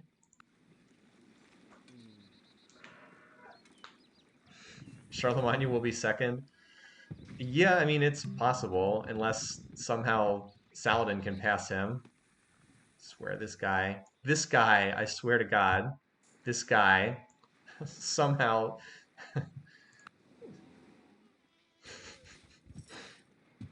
well, we'll see. We're not at the point of Charlie coming in second just yet. If Louis overruns Washington, Charlemagne could be the next target he goes after. Or someone else could hop into this war, but for the moment they're all holding it pleased. And no one else can declare it pleased. Thankfully, we did have Louis in this game once we hit that point. Otherwise, everyone would have just stayed peaceful. All right, so Louis on rifling. It looks like Washington was not prepared for this war. So it sure looks like he got caught off guard.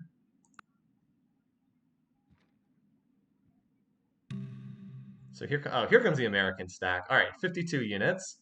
Yeah, all right, so there is an American response. And if this American stack hits the French stack, it could wipe out a lot of units while they're healing in that city. Yeah, like that. I think that just went very badly for Louis. I could be wrong, but I think he just lost a lot of units there. As you can see from the fact that multiple great generals were generated that turn. Literally Washington fighting France, yeah. Yes, Statue of Zeus is in Mutal, so it's right on the border between these two. We might get to see Navy SEALs in this game. Yep, here it is. Statue of Zeus is right here.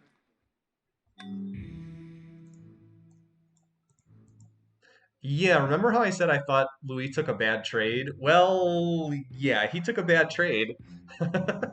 That's the definition of a bad trade. Yikes.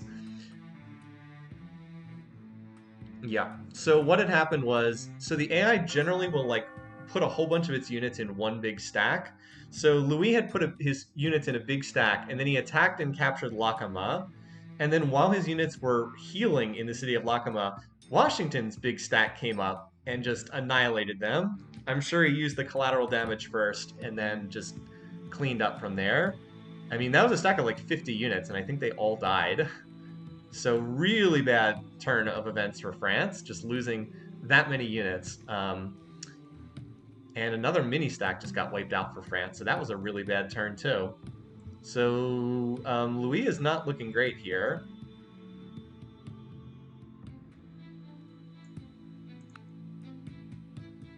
Like, I know he's going towards rifles, and he did pick them up, but it feels like the early turns of this war where there weren't rifles might have been decisive. Maybe. I believe Washington is also on the rifling path. Yes, he is. So he will have them shortly as well. And he will have cavalry, whereas Louis still needs to backtrack if he's going to pick up... All right, well, Louis is on that path as well, as far as I can tell, at least. No, he's not on the military tradition path. He's getting nationalism, but then he's going for democracy. Kind of a mistake there. Has America ever been to the championship game? No, definitely not. The American leaders have generally not done a lot in this competition. Oh, it looks like they signed peace. Signed peace and traded back the city of Mayapan. That said, this conflict will almost certainly... Oh, with the Colossus in it, which... Now, Washington doesn't have a lot of coastal cities, but he has a couple. Expect this war to break out again, because the relations have definitely weakened between those two. They are cautious with one another, and that's with the big shared faith bonus. That's the only thing propping it up.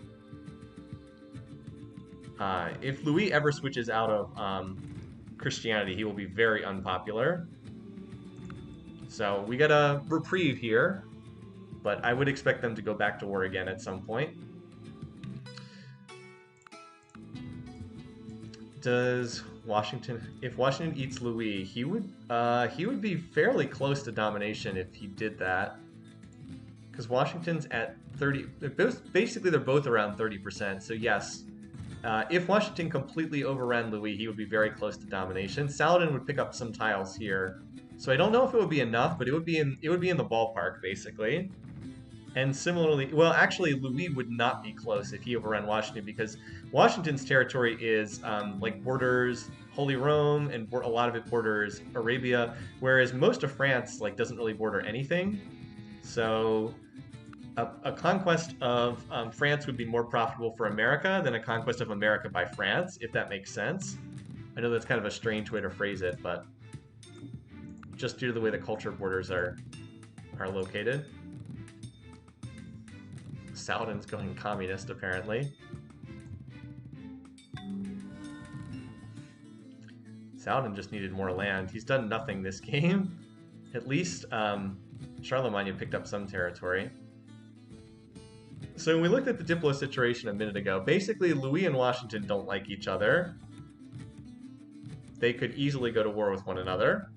But right now Saladin can't declare on anyone because he's pleased with everyone. Although Saladin is currently friendly with Washington, which indicates he would consider voting for him if the United Nations were to be built. Whereas Charlemagne doesn't like these other leaders enough to pick that up. He's actually close to dropping please status with Washington. He's not quite there yet, but he's dropped down to only +2 because he dropped out of Christianity. doesn't have the shared faith bonus. Still just getting by with the open borders and the mutual military struggle. But if they start doing weird spying stuff, there's a decent chance that can decay over time. So yeah, we're mostly just waiting here, but I expect Louis and Washington to go back to war at some point relatively soon. I'm hoping that Saladin can somehow pass Charlie. I'm hoping one of these two will win out, and then Saladin can somehow pass Charlie and score. I don't really see that happening, but it could happen somehow. I'm just checking on these guys periodically to see if they're planning on declare. Oh, they literally can't declare war because it hasn't been 10 turns since the end of the last war yet. I was like, why can't I see the declare war?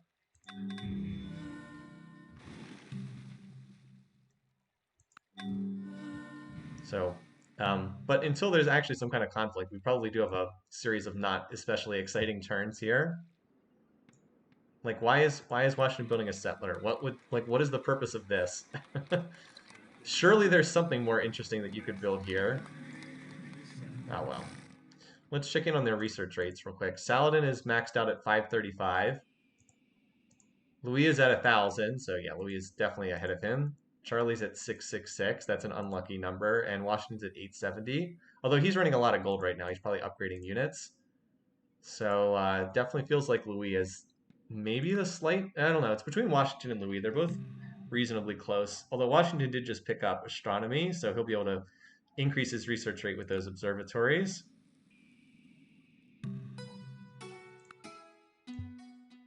It'll be obvious when they go to war because there'll be lots of the little colored dots racing across the borders from one side to the next. And then meanwhile, Arabia and Holy Rome are still in this game.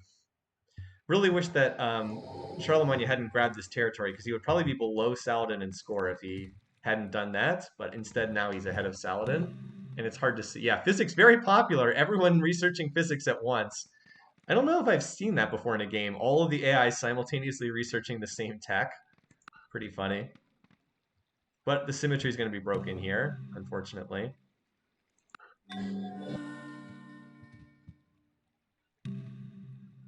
Are we really going to get all the way to the end of the game with just these two leaders? All right, so he's not plotting war right now. How about Washington? All right, Washington is. Washington wants to go back for another round, apparently. Only one person he can be targeting.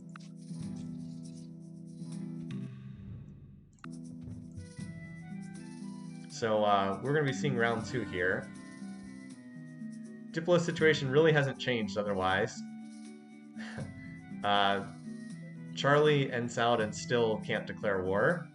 Although Saladin likes Washington enough that he would vote for him in the UN if we get to that point. Saladin did manage to complete the Kremlin, which is kind of interesting. The one thing that could potentially help Saladin is he could maybe take over some of the, or have liberated some of these cities, although I don't think this city's culture extends that far to the north. He's got the 500 culture borders, so 10, 100, 500. Yeah, it would swallow up Avignon, but it wouldn't swallow up Reims, so he would probably only get this city if there were city captures up here. The Saladin's borders don't really expand that far. It's unfortunate for him that he doesn't have a city like right here, because then he would pick up like Visigoth. Now Louis just went free speech, so that, or free religion, excuse me. That's our big diplomacy shakeup. All right, now all of a sudden the game has opened up, because now, well, Charlemagne still can't attack anyone, but now Saladin can very much target Louis. So things not looking good from Louis, because he's going to get attacked by Washington, and do not be surprised if Saladin piles in at some point. Or he just gets bought in by Washington because they're really close allies.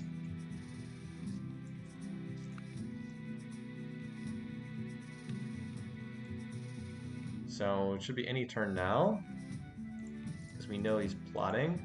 Washington has also climbed ahead in power.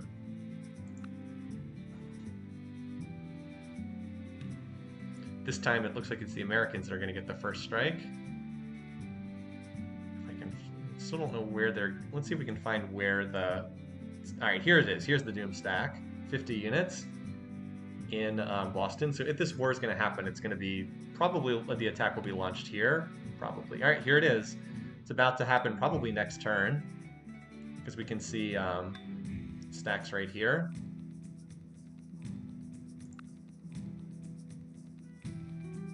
Yep, there it is.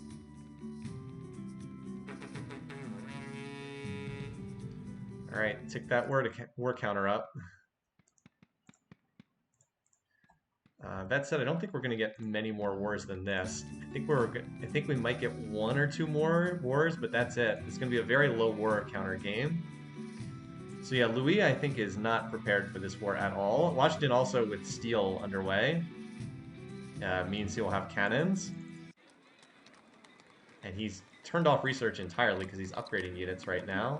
Apparently he's frantically upgrading units. Alright, so Washington, in terms of techs, has most of the industrial era techs at this point. He has steel railroad highlighted as his next techs to pick up. Louis is not far behind. He's going for military science, but he is slightly behind. He doesn't have steam power. Doesn't have... Yeah, I think they're actually really close to one another. Charlemagne is surprisingly close too, just because he's taking advantage of the warring on these others. And then Saladin is also very close. He's going to pick up military tradition. So they're all very, very bunched on the tech tree. Was Boston not working a single tile? Yeah, the AI does this sometimes. It just assigns every single tile to a specialist. I don't really know why they do this, but it happens periodically.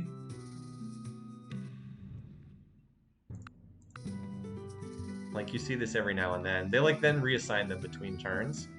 Alright, so this is the major city that's coming under attack here. If you vote for someone first to die and they win, you should lose 1 point. Well, I don't think a lot of people voted Alex to win. No, we don't necessarily do that. So this city should fall, I would think. Got hit with a lot of attacks. Charlie's starting a golden age. Charlemagne still seems to have... actually, we had a double city capture there. Reims and Uxmal.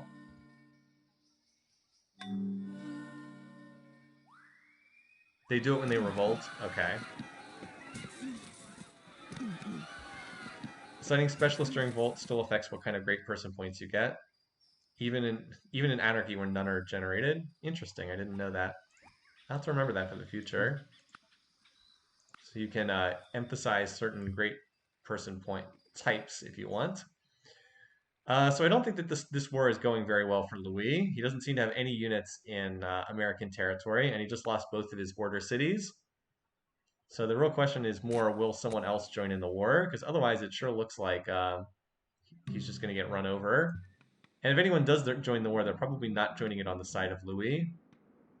This little Barb city, let's see, 20%, 40%. I was going to say the culture from this city might actually end up grabbing some of these tiles. Although I think this city is safe. 20, 40, yeah, because the culture only reaches to this tile. It doesn't reach here. If this were to hit, and 38 turns is a way off. Well, by the time they get up there, borders might actually be out there. So yeah, I don't think this is going very well for Louis. I think he's going to get run over here pretty quickly. Saladin could jump into this war if he wanted to. Right now, Charlemagne is still at caution, is still at pleased for the time being. Let's see if Saladin is thinking about this. No, not at the moment. Of course, he could get bought into the war by America. Even if he's not plotting himself, he could get bought into the war. All right, we're on turn 250 now. We are not going to get an early finish because we lost Bacall, who is the big techer. GNP definitely looks like Washington is starting to pull away there, although there is a recent... Oh, no, you know what? I was going to say there's a recent uptick for Charlemagne, but he's in a golden age. That's golden age. Are they both in golden ages? Louis was actually ahead in food, but not anymore. Yeah, power was close, but is not close now. Culture. Does look like Washington's starting to run away with this. Washington could go from 0 points to championship winner in one season. He could. I mean, Charlemagne did something that wasn't too far off from that last season. He had almost, I don't know if he may have had some points, but he didn't have many going into last season. Stalin too, although Stalin had made the playoffs once before he won. And obviously the more seasons we've done, the harder it is to have not had any points. This American stack did seem to get shredded though, so like there was an American force attacking here that it looks like Louis was able to hold off and defeat. Like, so he did kill an American stack that tried to advance. That might stall out this war a little bit longer. Oh, the big American stack's down here at Avignon, which just got captured. I was wondering where all those American units went. There was a smaller stack that got wiped out, but not the main stack. Come on, Saladin, I need your score to exceed Holy Rome, so I can get the pity points for you coming in second place, which I do not deserve. Incoming American tanks. He doesn't have industrialism yet, does he? No, he's a little ways away. He needs electricity, assembly line, and industrialism, but he's not that far away.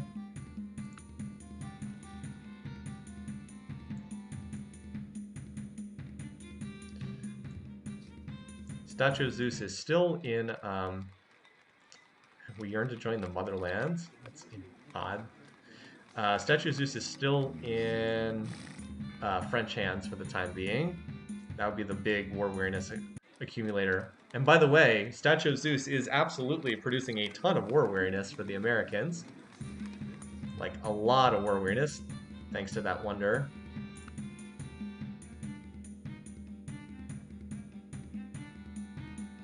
It's a pretty ugly one. So he is going for assembly line, which is one of the big techs. Get that factory production going.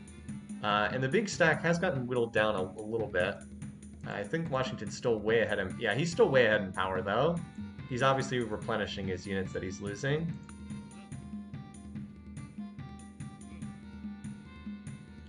Definitely looks like Washington is a very strong favorite to win at this point.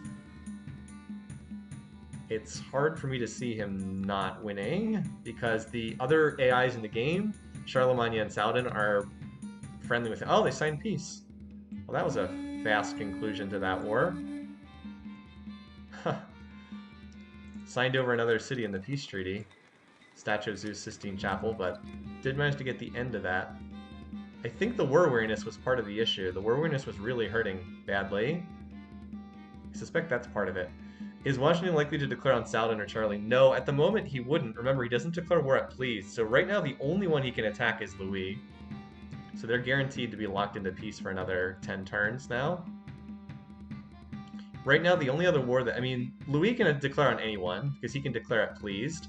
But the other three leaders cannot declare it pleased. So Saladin can attack Louis. Charlie cannot attack anyone. Although his relations are dropping with Washington. But they're not below pleased yet. And Washington can only attack Louis. Yeah, Washington got Statue of Zeus, so that'll help with his war weariness. I suspect that that's why he signed the treaty, as his war weariness was getting really bad.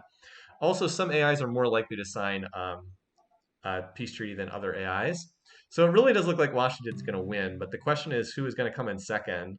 You can see a scenario for any of the other leaders coming in second, although I think Louis is in arguably the worst position now. Diplomatically, he's very unpopular, and Washington is almost certain to come back and attack him again down the road. Hard to see them not fighting. I continue to be curious if Saladin would be willing to go. He is not plotting at the moment, but I wouldn't be shocked if he tries to go after Louis down the road. He's just building research right now, though.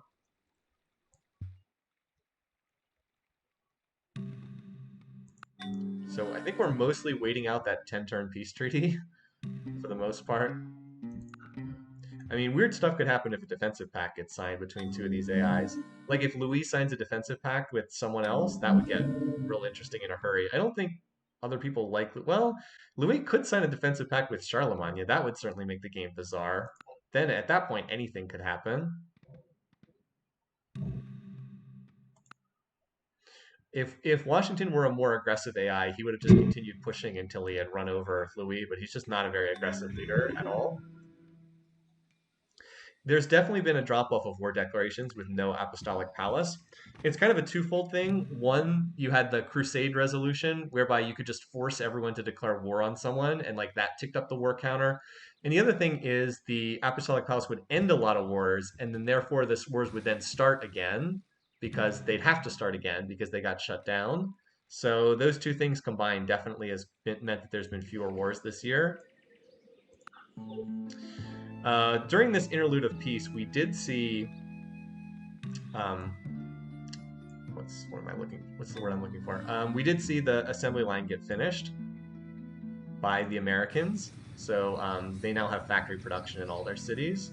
No one else is quite there yet, although Saladin's getting closer. He is on assembly line, which is one of those uber expensive techs.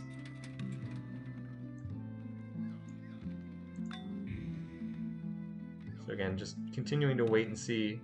I think that the 10 turns are up now and that a war could break out again. At this point, I don't really see Louis starting a war. More likely that Washington will be the one to start it. Although at the moment he's not plotting. I don't think Charlie can declare war on anyone right now. Oh, hello. Looks like Saladin's plotting. There's only one person he can attack. I don't know if that's the best idea, but it is his best chance to gain territory. His power is actually higher than Louis. Louis's been taking it on the chin recently. I think the games have been much better without the Apostolic Palace. I don't have any intention of trying to bring that back.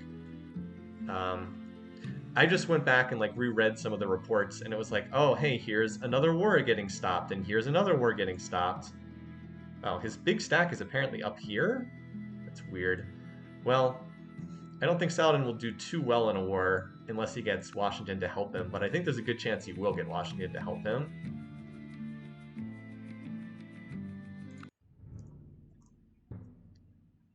Still not plotting at the moment.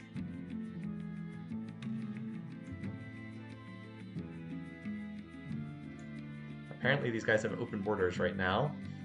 Fortunately for Saladin, he did finish assembly line. If he's smart, he'll pump out factories before he starts his war, as opposed to after starting his war. By the way, look how fast the AI builds those factories on deity. They always have so much production. Yeah, there we go.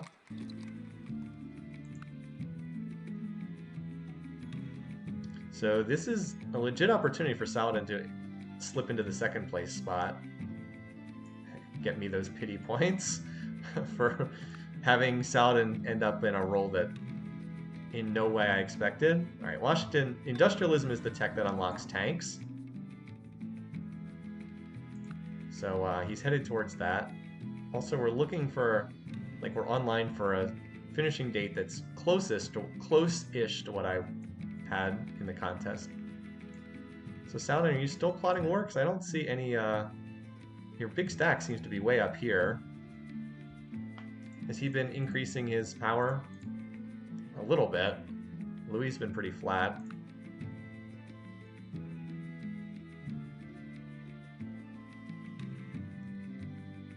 Well, he was plotting war. Maybe he changed his mind. Let's see if he still has... No, apparently still plotting war. At least according to that.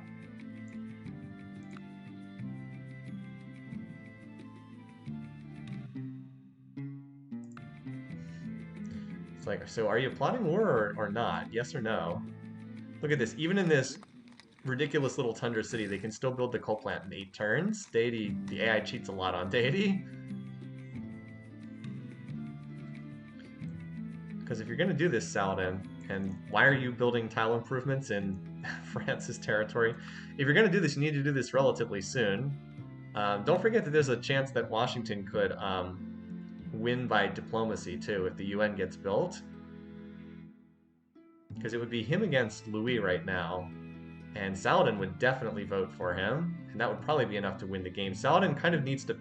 If we're not going to see a Diplo end to this game, Saladin kind of needs to pass Louis in population. How about Washington? Is he plotting war? Alright, Washington's back to plotting war. So we might have a tag team here against Louis, maybe. Charlemagne is still is pleased with everyone, so he can't declare war. All right, it looks like yes, no. You know, Arabia and France are on pretty good terms for someone who's apparently plotting war. Maybe he was waiting until he upgraded all his rifles into infantry. But I still don't really see a stack like on the borders, right? The stack seems to be in this city here. And it's not that large. Well, oh, there we go. Okay, there's the war declaration.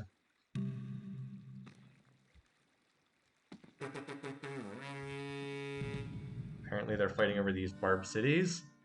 So this is not going to be super effective, but then Washington's going to pile in, and then that'll give Saladin a chance to vulture some more cities away. Because we know Washington's plotting war, and there's only one target it can be.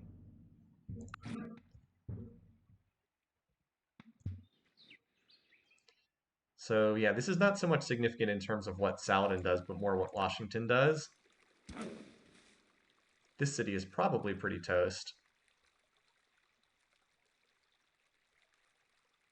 And Charlie going to the finals. I actually think Saladin has a decent chance to pass him if he picks up some territory. Saladin's, what happened to him? His score dropped very low. Did he like starve his cities like a moron? Yeah, he starved his cities down for some reason. I don't understand why he did that. He lost population in like every one of his cities. The AI does this sometimes. It's so weird. Because he was like dead almost even with Charlemagne. Well, he should pick up some more territory in this war. That'll give him a shot at least to catch up.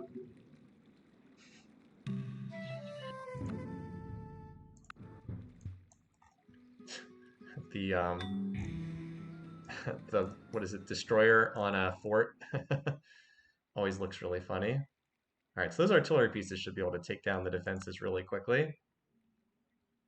And I would expect that city to fall. Close-up of a camel archer. I didn't see any.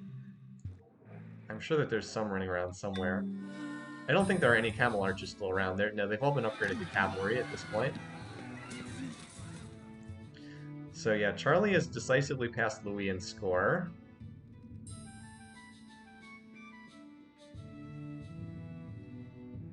This city will likely be gifted over to Saladin, but Saladin will have to grow his population if he expects to pass Charlie in score. Could be relatively close. So I'm expecting the Americans to pile in here.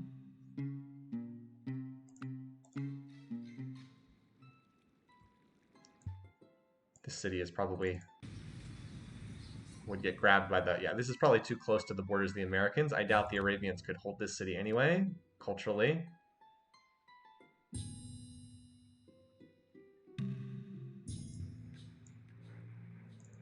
Although this city now has enough culture that it seems unlikely that it'll go over to the Arabs. Like, this city now has almost 500 culture. So maybe Saladin won't pick up that much territory here. I don't know. Could be close between him and Charlemagne, depending on just depends on what happens in this conflict as to whether he can pass Charlie and score or not.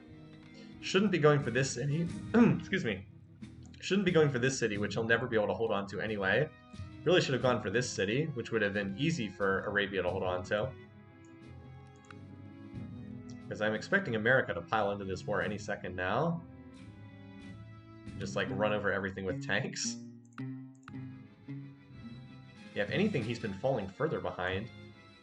He's like starving his cities down or something stupid. Like, why is the city size 7? Like, why? There's room for more population here. I don't really understand why his cities are starving so much. Oh well. Yeah, I know you can sail through the forts. I'm aware of that. It just, the fort has to touch water on one side, so you can only go through 2 tiles of forts. He's got a new, oh, he's got a health problem. Okay, that's his issue. Doesn't have an, oh, okay, that's it. His city's starved down because he didn't have enough health. I see. That would explain it. AI struggling to manage resources, as we've seen many times before. Also, why the offensive has been going on up here in the tundra is really bizarre. Because, like, I thought that this city would be gifted over to the Arabians eventually, but it doesn't look like that's going to happen. It looks like it's I guess it's still 31% Arabian, but it still seems less and less likely that's going to be gifted over to them now.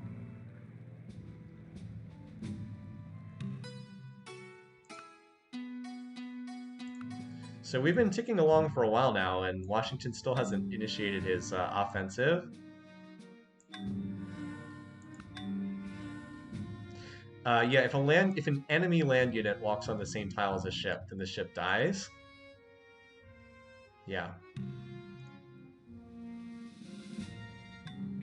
So this city will be captured, I think, on the next turn. I don't know. I'm just not sure if they can hold it against America's culture.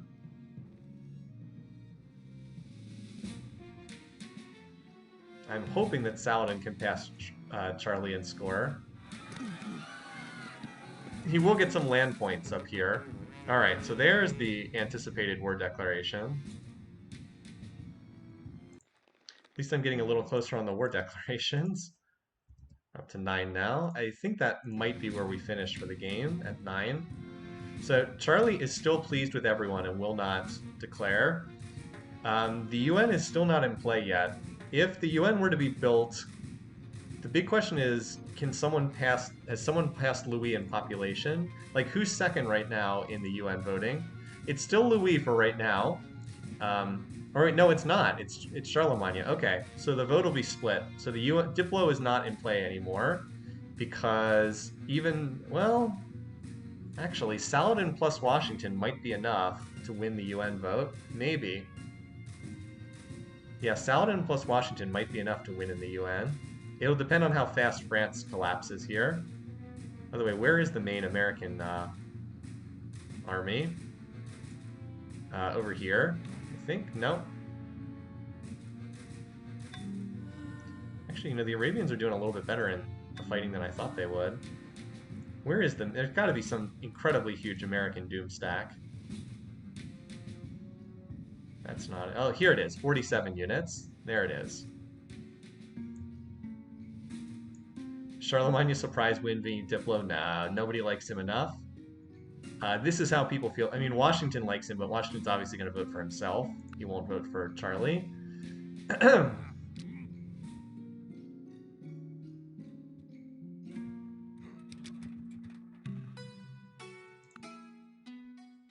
So this is kind of sad. Saladin knocked this city down to 2 defenders remaining, but the Americans are going to capture it because they move first in the turn order between them. That's kind of unlucky for Saladin. And kind of important since he needs to try to gain control of this. And he's actually not really gaining on Charlemagne in terms of score. He just can't seem to get his cities larger in population. So the Americans will... Oh, no, they didn't. Wow. Okay. Huh. Kind of surprised by that. Still, it doesn't feel like Saladin's been gaining score in a long time. It just feels like he's treading water. One thing his city captures have done is I don't think there's enough territory for Washington to win by domination here, because he's at 37% land area and Louis only has 20% left, so I don't think that there'll be enough land for a domination win here. So it seems like it's going to either diplomacy or space, I think. Does Saladin move first? Does he? Oh yeah, Saladin does move first. You're right. Saladin moves first in the turn order. You guys are right. I don't think culture is seriously in play. I mean, Boston's the 3rd city. Also, by the way, Manhattan Project's under construction. Where is Boston? It's got to be in the core. I mean, it's 100 turns away. Does anyone think it's going to take more than 100 turns for a space? I mean, Washington's on the final tier of spaceship tech. Well, I guess he's not on the final tier of spaceship techs. He still has a ways to go in terms of space. Okay. Yeah, so because Bakal died, that means it's not, if it goes to space, it's not a fast victory at all. It'll be a slow victory if it goes to spaceship. It'll be like turn 360 or something like that. I don't see any Navy SEALs. If I see one, I'll try to point it out. I don't see one here. They're not that common of you. Oh, here they are. All right, there's a couple over here. They're kind of an interesting unit. You don't see them very often. Their big thing is that they start with March as a promotion. There you go. Got like your um, Call of Duty Black Ops like guys with the special goggles. But yeah, that's their special thing is they start with March, which means that they heal every turn, even if they move, which is a pretty neat promotion. So as far as where we stand 300 turns into the game, we'll just go ahead and look at the bar graph. So Washington definitely has run away with research. If we go to space, he's definitely going to win. Production, obviously he's leading there. Food, as you'd expect, he's leading.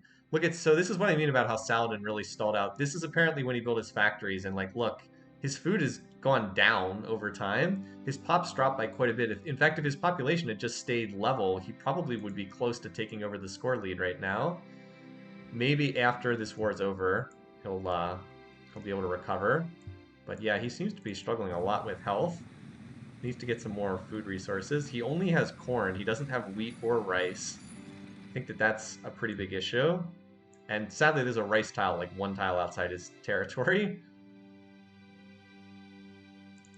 Yeah, it's too bad for him that he does, like, just picking up rice would be really big for him. Because that would be +2 health in every city. Or if you could just get someone to trade it to him. Either that or wheat. Get someone to trade him an excess wheat resource, although it doesn't look like there's a lot of wheat on this map. Yeah, there's a lot of corn. There's a few rice tiles in Louis' territory. Maybe he'll be able to get, but I think there's only one wheat resource in the entire world. Yeah, I only see one wheat in the entire world, so I think that's partly why people are struggling. Yeah, he wishes he was expansive right now. That's for sure. And unfortunately, these cities that he's captured from Washington are just like useless because they're completely surrounded by American culture. I mean, Louis is on his way out. Louis is clearly dying right now. Oh, hey, that's helpful for a Saladin. Now if he can, he's got a bunch of cities in the ice that are like size 4 or whatever. But if he can grow, if he could get some more health resources, if he could even just trade for that one of those rice tiles after this war is over, or capture a city with clams. 'Cause I don't think he has clams. No, he doesn't have clams either. Like, or get these, or somehow capture Paris. Sorry, I'm just trying to find ways for this guy to win. Capturing Lyon would sure be nice. Doesn't look like the Americans are over there, so maybe. Like I said, it just sucks that these cities are probably going to have to go over to America, and then he'll lose out on them. It's like, I don't really see how he holds this city. This city is, you might as well just gift it over right now, because you're not holding that spot. Meanwhile, the Americans are here at the French capital, and they should take that relatively soon. Like this turn soon. But I think this city might actually get taken, although there's not that many real attackers. It's a lot of artillery, but we'll see. This city, though, actually does look like it's going to get taken by Saladin. If he doesn't waste time trying to bombard the defenses.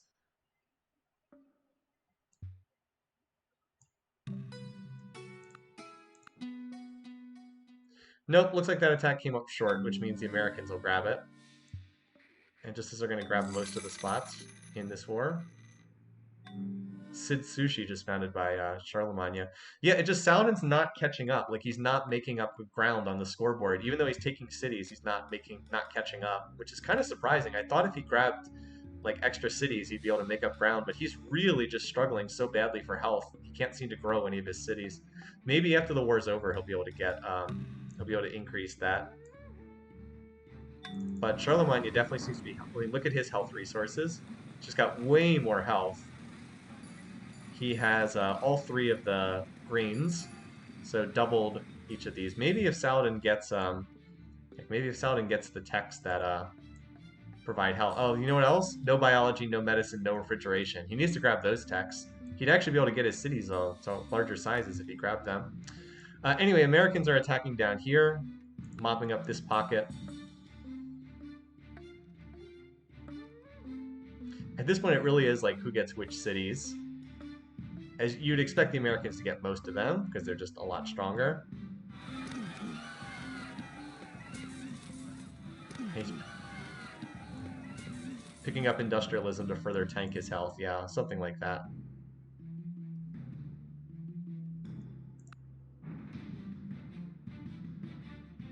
Looks like Saladin unfortunately backed off of that city. Yeah, he started out this war 200 points behind Charlemagne, and now he's 700 points behind. I don't know how you can fight a war, capture territory successfully, and still end up further behind. He has also, unfortunately, just barely come up short on this city. He's like 3 units short, but that means the Americans are going to take it and not him. And this one city, which looked like was going to be in his territory, is not. So he really hasn't gotten much out of this war. I mean, a little bit here and there, but not as much as I would have expected. Yeah, see, the Americans took that. This would have been such an important city for Saladin to get. This was the Barb city that Louis captured in the early game. If Arabia had gotten this instead, I really think that it might have been a different game. This was a very important spot. But like the fact that France had this spot and captured the Barb city here meant that France was a lot stronger. Look, there's this city here has rice and bananas, both of which would be really... Saladin just would have been so much stronger if he had that city in his territory. This at least is surrounded by Arabian culture. Maybe that would flip, but probably not. This one random city in the middle. Oh well, we'll see. We'll see when the war's over. I would expect the Americans to get the kill here, but maybe not. You know, if the Americans kill all the defenders with their gunships, then Saladin might actually get the last hit. Nope, Americans were on it. And deservedly so. Washington deserves to get the kill there. Okay, Louis, convert to Islam. Yeah, Saladin just like magically managed to miss out on all of the health resources. Look at that city. Connecting the pasture. It's like, no! Build the rice farm! Anyway. So we probably aren't going to have any more wars in this game. But Washington's researching mass media, which might result in a victory for him. Let's go ahead and look at the... we'll put this on the scoreboard. All right. Desktop here. Okay, so Louis dies for... deserved result for him stabbing Pakal. It's like, Louis, you know, if you had just worked with Pakal, you probably would have come in second place in this game. But no, you had to backstab him. That was a really dumb thing to do. All right, Louis out, turn 309.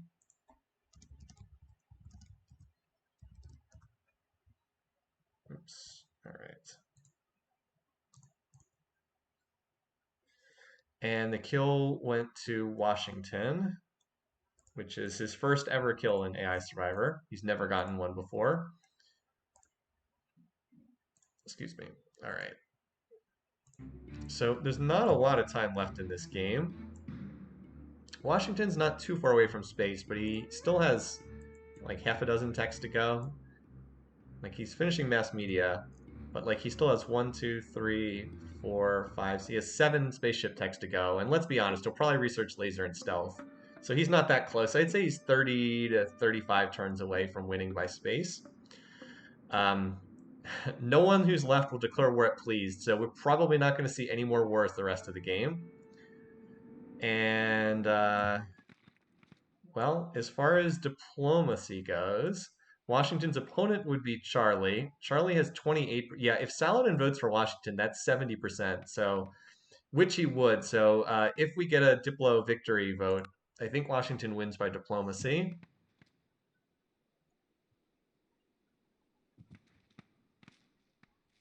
So yeah, I think that I think diplomatic is very much in play for this game. That rice tile being farmed. So Washington finished mass media. Let's see if he's building the UN anywhere. All right, hey, look, finally some health for poor Saladin, who's 800 points behind. I don't think he can make up that deficit though. I think I think Charlemagne is going to finish in second place here. Yeah, still needs more health. Also, I don't know why he's researching plastics. Like, really? Plastics? Come on, Saladin. Like, dude, biology, medicine, refrigeration, you need health desperately, and you're not going to not going to research those texts. You're going to go to plastics and just obsolete furs? Ugh. Dude, seriously. Yeah, I just don't see how he can make up this big of a deficit. I mean, he's going to get some score points for land, but somehow Charlemagne has enough. I mean, his city, I mean, okay, it's not a somehow. Look, size 17, 17, 16. Look at the cities here 4, 6. If you would just grow your freaking cities, you'd actually be in second place, you moron. What is wrong with you? Like, look, this city is size 8. Look at all these tiles. What is wrong with you, dude? If Charlemagne hadn't grabbed like these 4 cities, he would be behind Saladin in score. But this moron won't just grow his freaking scores. And this idiot Charlemagne is going to once again advance onto the championship game. Second place, second place, second place. Size 8 and building an industrial park. I mean, it's like, what is wrong with you? Anyway, we needed to... The important thing is we need to look to see if the UN's in production. Let's see. Oh, here it is. Now the question is, would he call the Diplo victory vote? Oh, well, Washington liberated. Well, that's a nice pickup. That gives Saladin a fair amount of points.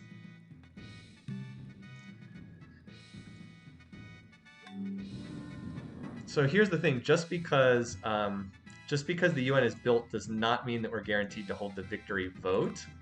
Sometimes the leaders like fart around and don't actually call the victory vote. I'm just like, can Saladin actually get enough points? I just think he's too far behind in points. I don't see it. His cities are too small. Like, he just has not grown his cities. His capital is size 14. Charlie's capital is size 22. Every population point, like, again, let's just look at the cities. 22, 17, 15, 18, 9, 18, 16. What do we have over here? 9, 6, 5, 8, 6, 7, 8. And it's not like the land is noticeably better for Charlemagne. It's not. It's just he actually bothered to grow his cities. He's not a moron holding them at size 7 or whatever. Saladin gets second place from UN vote to environmentalism, letting him grow. I don't think there's enough time for that, though. I don't think there's enough time for him to grow his cities. So, yeah, I mean, I still don't even know if they'll hold the Diplo vote or if Washington's just going to next turn this out to a spaceship. Yeah, I didn't see it. I'm sorry, I did not see it. I also think that Charlemagne doesn't have this result. If there's no dog pile on Pakal, Charlemagne probably is not in this position. The dog pile on Pakal just completely ruined everything in the game for me. Saladin is notorious for being awful at growing his cities. I mean, he has more territory than look. Like, let's do the territory comparison. He has 25% of land area. Charlemagne has 16%. He has 50% more land area, and yet he's way behind in population. 27% compared to 17. Like, how do you have 50% more land area and you have 8% less population? It's crazy. Like, that's literally nuts how that could happen. Anyway, so UN's in production. You did true. A lot of that that's a fair point from Pindicators. A lot of that is ice. True. It's still kind of you really shouldn't be able to you should not be that far behind in population. As far as diplomacy goes, everyone is still pleased with everyone else, and none of these leaders will declare it pleased, so it doesn't look like we're going to see any more warring action here. Yeah, he does have a fair amount of ice, that's true. Alright, so Secretary General vote. Washington will win this vote, and then the question is, what does he want to do with it? Yeah, Saladin's falling even further behind. I don't know how this continues to happen. He's 800 points behind now. I just don't understand how he continues to fall further and further behind in score. I thought with him taking territory over from Louis, he'd actually close the gap. So as expected, Washington wins. The question is just, does he hold the Diplo vote? Because if he does, he's going to win. But there's no guarantee he will hold that vote. I mean, his capital is actually smaller. It was 14, now it's 13. He's actually starving down further. What is wrong with you? Ah! What a moron. Ugh. Oh yeah, so there is Sid Sushi. That's a fair point. There is extra food from Sid Sushi. Yeah, +5 food in every city does make a difference. You know what? That actually is making a real difference, the +5 food. That's worth another population point or two in every city. So yeah, the Sid Sushi actually is, it does matter here. Good point. I really thought when he took some of the territory off of Louis, that would make a difference, but ultimately it hasn't made a big difference. This city is still being swamped, but like even with like these cities are so small. Like how dumb is this? He's not even This city is incredible, and he's not even working half its tiles. Oh my god, what a freaking moron this guy is! Like I am. It's just like, I just need you to grow your cities large enough to work your freaking tiles, you moron. And like when he randomly starved his capital twice, like this is so dumb. Ugh. Well, I'm never backing Saladin in a score race again.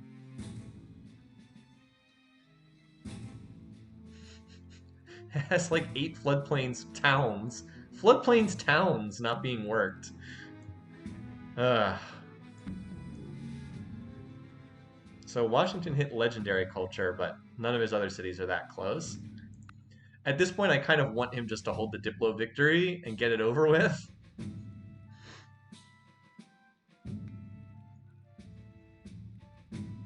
Well, I'm still within like 10 turns. Well, never mind. Now I'm no longer within 10 turns. Watch, it's going to be turn 326, and I'm going to miss the 10 turn window by 1 turn. All right, well, not 1 turn. I don't know when the next Secretary General, or the next vote is held. Washington completes standard ethanol. How many more text does he need? He's pretty close now. So he needs computers, ecology, and robotics. That's it. He's 3 techs away from launching the spaceship. At this point, it's probably, I'm hoping that he does win by spaceship, so I can at least get some points from that category. But he'll probably call for the Diplo vote. Nope. Oh, okay. Well, this actually is a vote that could affect things, because remember, there's a +7 bonus here for shared faith. If everybody goes free religion, I'm not sure that Saladin votes for. I'm not sure that Saladin votes for Washington for a Diplo victory after that.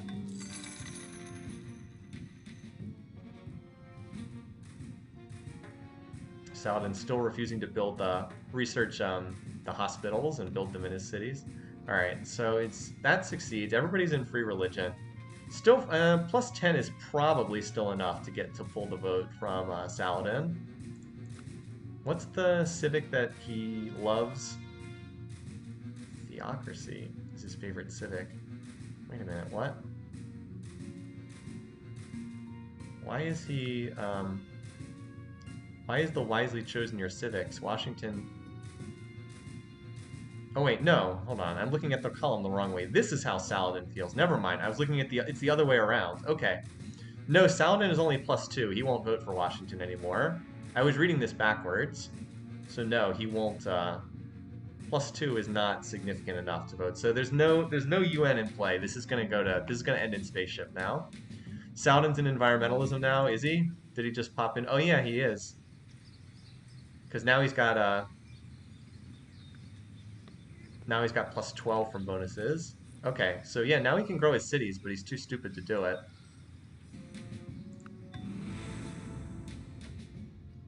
Yep, so no Diplo victory now. Looks like we're going to space. By the way, if you have not seen the oil rigs, the offshore oil rigs, this is what they look like. They're kind of cool. The little helipad there.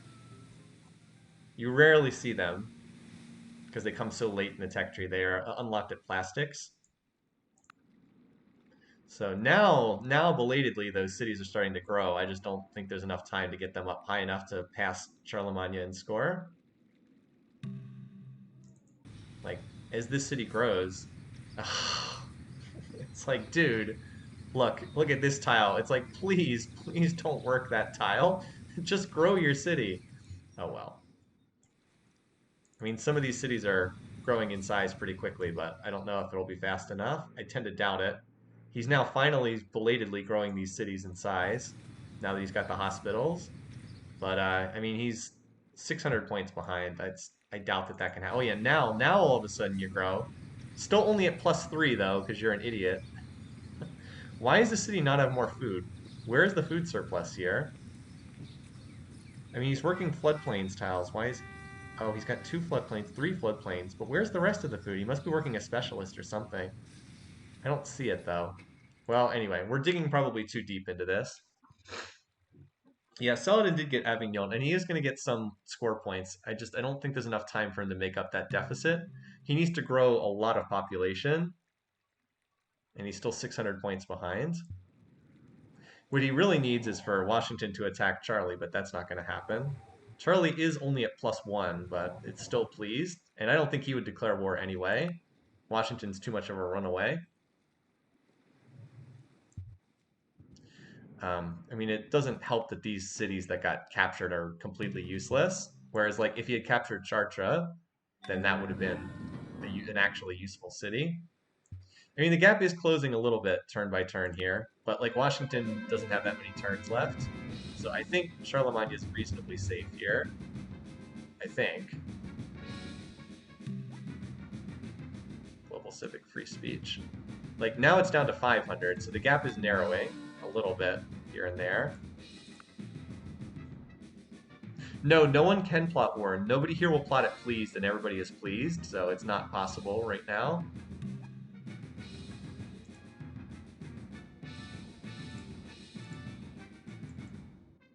Well, Washington has finished all of the spaceship tech, so he should be launching any turn now. Unless he's building a spaceship. Actually, I think he's going to launch on the next turn, because I think the life support's the only one he was missing. Yeah, he should be launching here.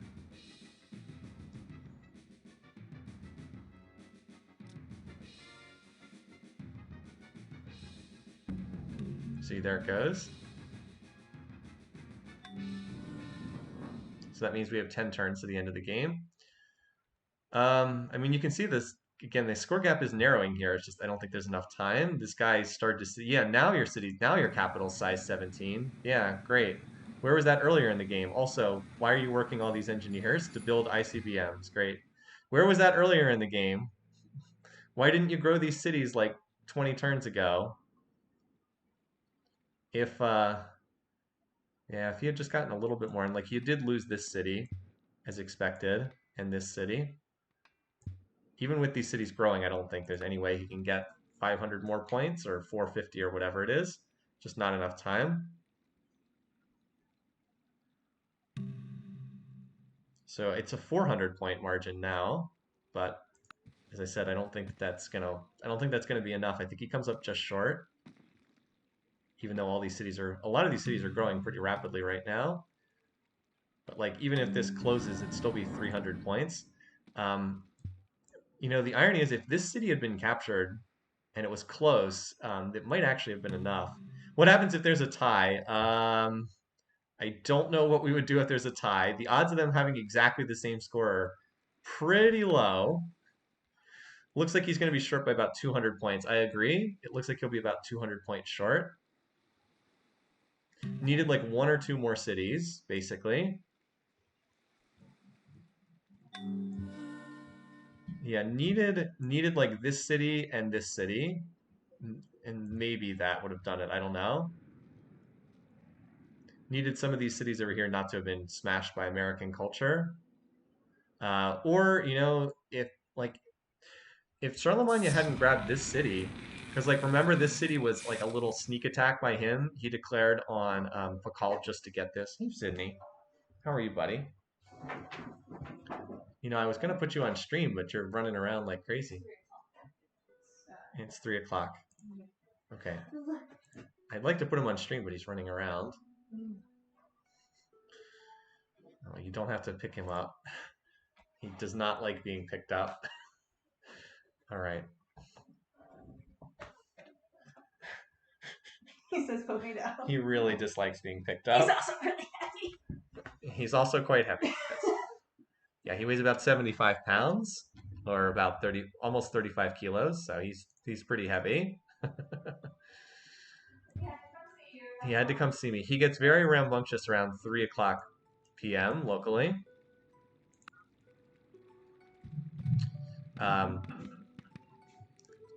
But to go back to the point I was mentioning, like going to war and just grabbing that one city, you know, that's worth. It's not just that that city is worth the 16, like size 16 city in and of itself is worth quite a bit. But if this city were held by America, who is the other likely capturer of this spot, then there would be a ton of culture that would be squeezing Athens, and then Athens would be like size 10 instead of size 18. So it's a swing of quite a few points there. Yeah, Saladin's 400. He's what? 220. Yeah, he's going to be about 200 points behind. Like that city not going to Charlemagne, this city going to Saladin, stuff as small as that could have made the difference. But just going to be like a couple turns short. Close between them, definitely close, but close is not good enough, unfortunately. So Charlemagne did very little in this game, but apparently it's going to be enough. Louis ended up being the big mover in this game. Louis deciding to attack Pakal just completely swung the game. Yeah, it's under 200 turns now, or under 200 score points now, and these cities are still growing, but there's just not enough time because the game's about to end. Yeah, if these cities had all started growing like 15 turns, 10 to 15 turns sooner, I think it might have been enough.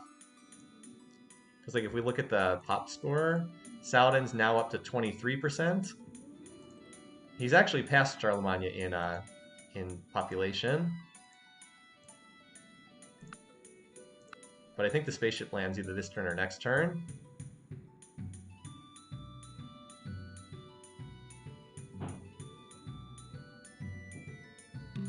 Oh, jeez.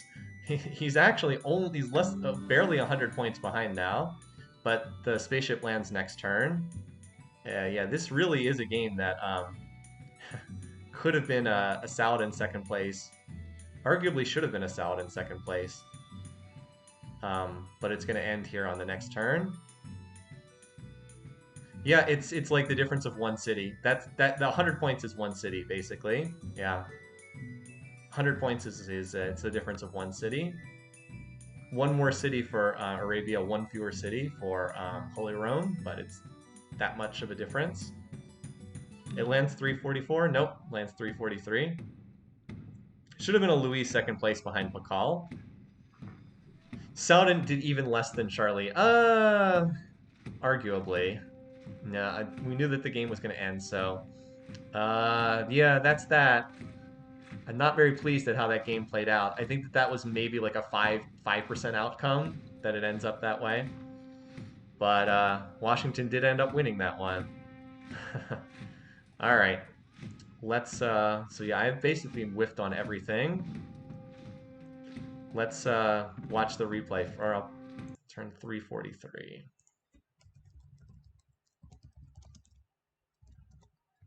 Let's watch the replay first, and then we'll look at the scoring contest. 2 high piece weight leaders. Yep, it's true. All right, so again, the big story of the early game was the culture flip. That does not show up on the event logger. But that city flip. Wait, did it actually flip there? No, there it goes. Sparta revolts and joined the Mayan Empire. Really important early development. I think that it did end up pulling Alex and Pakal into conflict with one another more than I thought.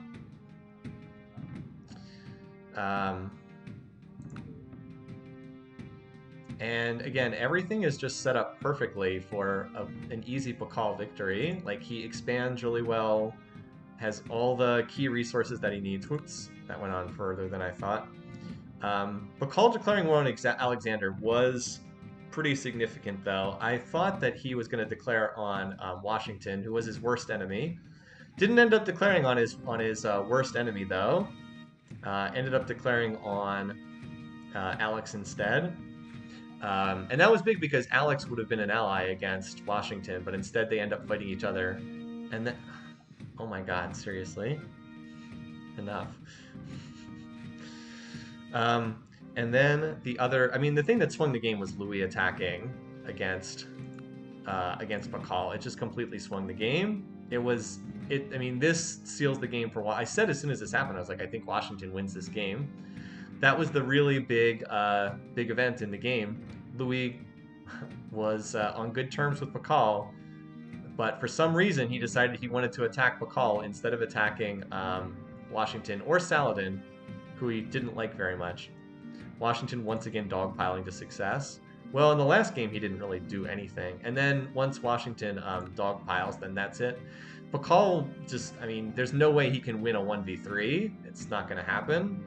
So eventually, then you see Charlemagne jumping in and securing just enough territory so he can ride the coattails of Washington into the finals, and then do nothing for the rest of the game. So yeah, mines are destroyed, but the problem for Louis is he's killed off all of his allies, all his natural allies, low peace weight leaders, and so he's stuck in a position where he is inherently going to be disliked by the other leaders in this game. So there's a series of wars between America and France, like 2 short wars that then both end in peace treaties with America getting stronger. And then we eventually finally have like that ending war. Actually, this one ended relatively briefly as well. Another peace treaty.